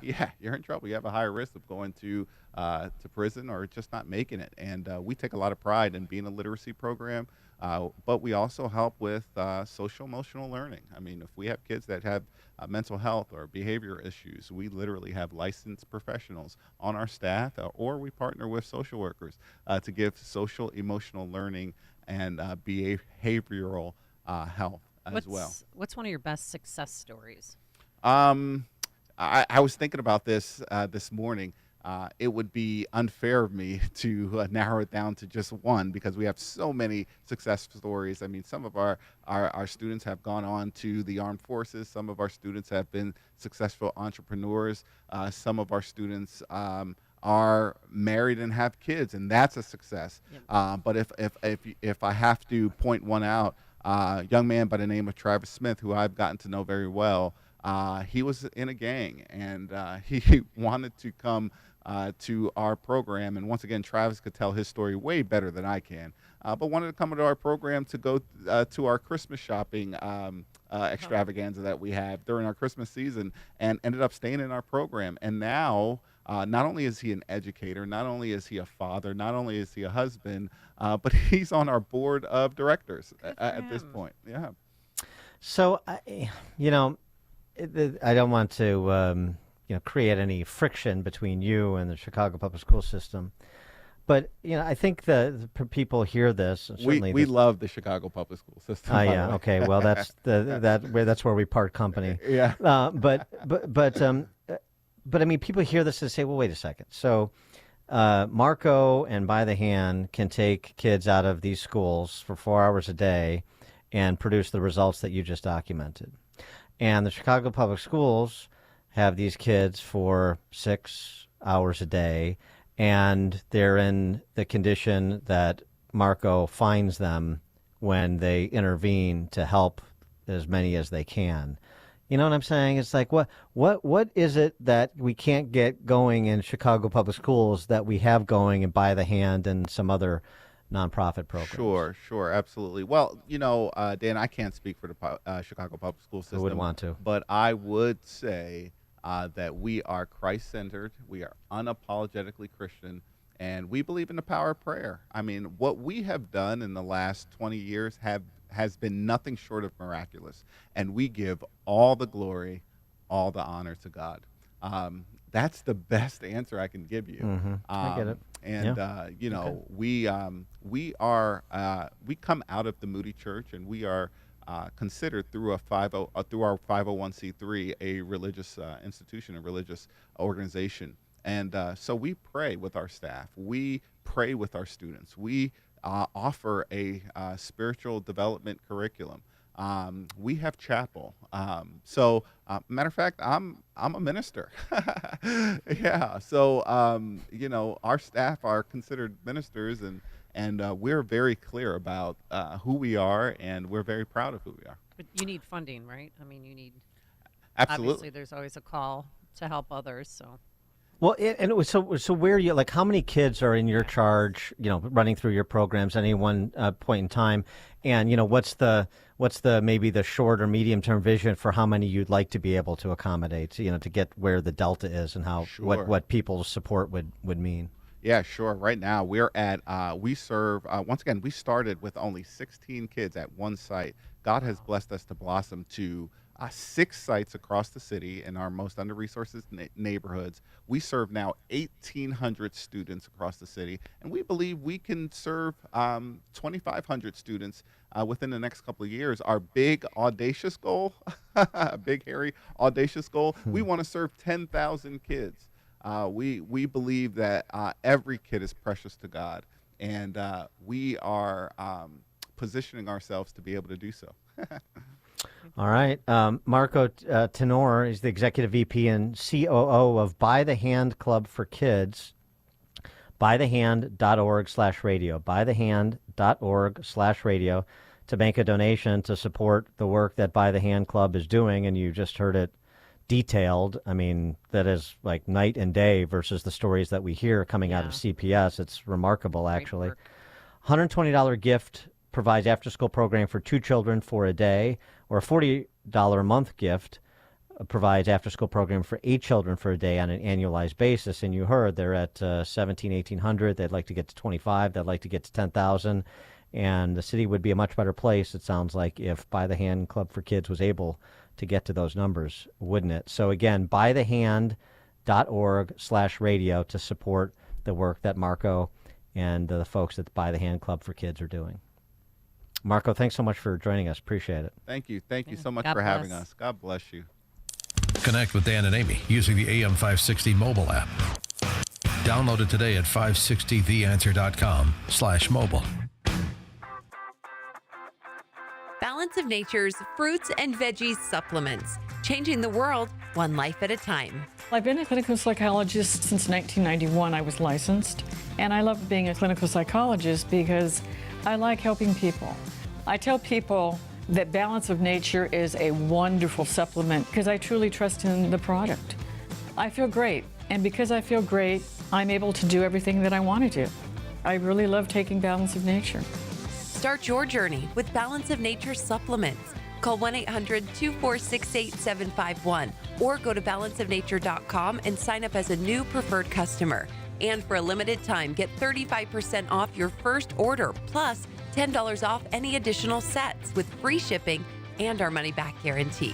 Go to balanceofnature.com or call 1-800-246-8751 and get this special offer by using discount code CHICAGO. I got an email about By the Hand from a friend listening now. By the Hand is an amazing group. They have a school and several after-school programs. I know because my husband does all the dental work for Moving Everest, and I guess that's the school, right? And the care centers in Inglewood and the former Cabrini Green areas. We attend their dinner every year. If you're interested in attending, I have the info and so on and so forth. So, unsolicited testimonial from somebody who knows. Very interesting. So that's encouraging. Yeah, Marco's listening. We're both smiling ear to ear. Yeah. All right. Well, that's good. Guys, if you've been feeling tired, grumpy, have noticed lack of motivation and drive, have weight gain or loss of muscle mass, these could all be signs of low testosterone levels. Trust my friends at Low T Center. It's where I get my levels checked the past 8 years. At Low T Center, they make it easy to get your levels checked. It's a simple blood test, and with their on-site lab, you get your results back in about 25 minutes. Low T Center is not your typical doctor's office. It's concierge medicine for men. Their physicians specialize in treating low testosterone with customized treatment plans for each patient. Most health insurance is accepted for treatment. They have affordable and convenient options for treatment, including physician-monitored, self-inject treatments for established patients that ship directly to you each month, so there's no need to drive to the center for weekly visits. And right now, Low T Center is only $25 to get your T-level tested. Make your health and quality of life a priority. Go to lowtcenter.com to book your appointment online today. That's lowtcenter.com. Low T Center, reinventing men's healthcare. Signature Bank is Chicago's fastest growing independently owned business bank. It's a bank where relationships still matter. Signature Bank knows your name and your story. I'm Dan Proft, and I know this because Signature Bank is my business bank. I'm Larry Nora, founder and CEO of U-Store-It, a network of award-winning self-storage facilities in the Chicago area, and a customer of Signature Bank. We've developed over 70 storage centers throughout the city and suburbs, and our business continues to grow. We need a bank who understands the neighborhoods and communities where we are making investments. We found that in Signature Bank. They know this city and its neighborhoods because they are based right here in Chicago. Finding a local banking institution like Signature Bank has been critical to the success of U-Store-It, and we look forward to a long-term relationship. Signature Bank is looking for their next success story. To learn more about turning your business vision into reality, visit signaturebank.bank. Signature Bank, helping local businesses succeed. Member FDIC, Equal Housing Lender. The signs of spring are upon us. Birds are singing, crocuses are popping up, and your concrete is sinking. Well, Permaseal can help with that. Hi, I'm Roy Spencer. As you explore your yard this spring, you'll likely see some cracked or sunken concrete, a sidewalk, stoop, driveway, or patio. Permaseal has the answer for you. Our polylevel solution can raise and level sunken concrete quickly and effectively, putting an end to eyesores and dangerous trip hazards. Call today for a free estimate, 800-421-SEAL. Polylevel is the quickest, least expensive, and most durable system to repair your sunken concrete problems. Don't live with a problem that will only get worse. During the month of March, we're giving you 15% off your concrete repair solution. Be sure to call today, 800-421-7325. Permaseal has been making Chicagoland and Northwest Indiana homes healthier and more valuable for over 45 years and has an A+ rating with the Better Business Bureau. Don't replace it, raise it. 800-421-7325 or Permaseal.net. AM 560, The Answer. Dan and Amy, this is a rather remarkable PSA, I thought. Miami Beach last year during spring break was beset with kids being silly, as Brandon Johnson might say. Yeah. And they're not having any of it this year. Well, what are they doing? They posted, they're airing this PSA to send the message to those who would venture down to Miami Beach for spring break. Take a listen. Hey, we need to talk. This isn't working anymore. And it's not us. It's you. We just want different things. Our idea of a good time is relaxing on the beach. Hitting up the spa or checking out a new restaurant. You just want to get drunk in public and ignore laws. Do you even remember what happened last March? Oh my God. That was our breaking point, so we're breaking up with you. And don't try to apologize and come crawling back. This isn't safe, so we're done. And just so you know, we're serious. This March, you can expect things like curfews, bag checks, and restricted beach access. DUI checkpoints, $100 parking, and strong police enforcement for drug possession and violence. Whatever it takes, because it's time to move on. Maybe we can talk when you're done with your spring break phase, but until then. How about that? That's pretty aggressive. That is brilliant. Yeah, it's pretty good. They should have done that years ago, because now that everybody goes to Fort Lauderdale Beach, and a lot of people are going to Destin this year. Well, maybe they may be avoiding Miami Beach when that gets around, unless By the Hand is going to offer to chaperone them or something like that. I don't think that's going to happen. All right, thank you so much for making us part of your morning, part of your lives. Again, if you want to donate to By the Hand Club for Kids, go to bythehand.org/radio, bythehand.org/radio, because I know people texted in on that. Thanks, Dan. Thanks, Justin Kosick, our technical producer, and Quinn McCarthy, our executive producer. We're back here bright and early tomorrow morning at 5 a.m. Now into the newsroom we go. Here is Mike Scott. A teen released from custody just days after a deadly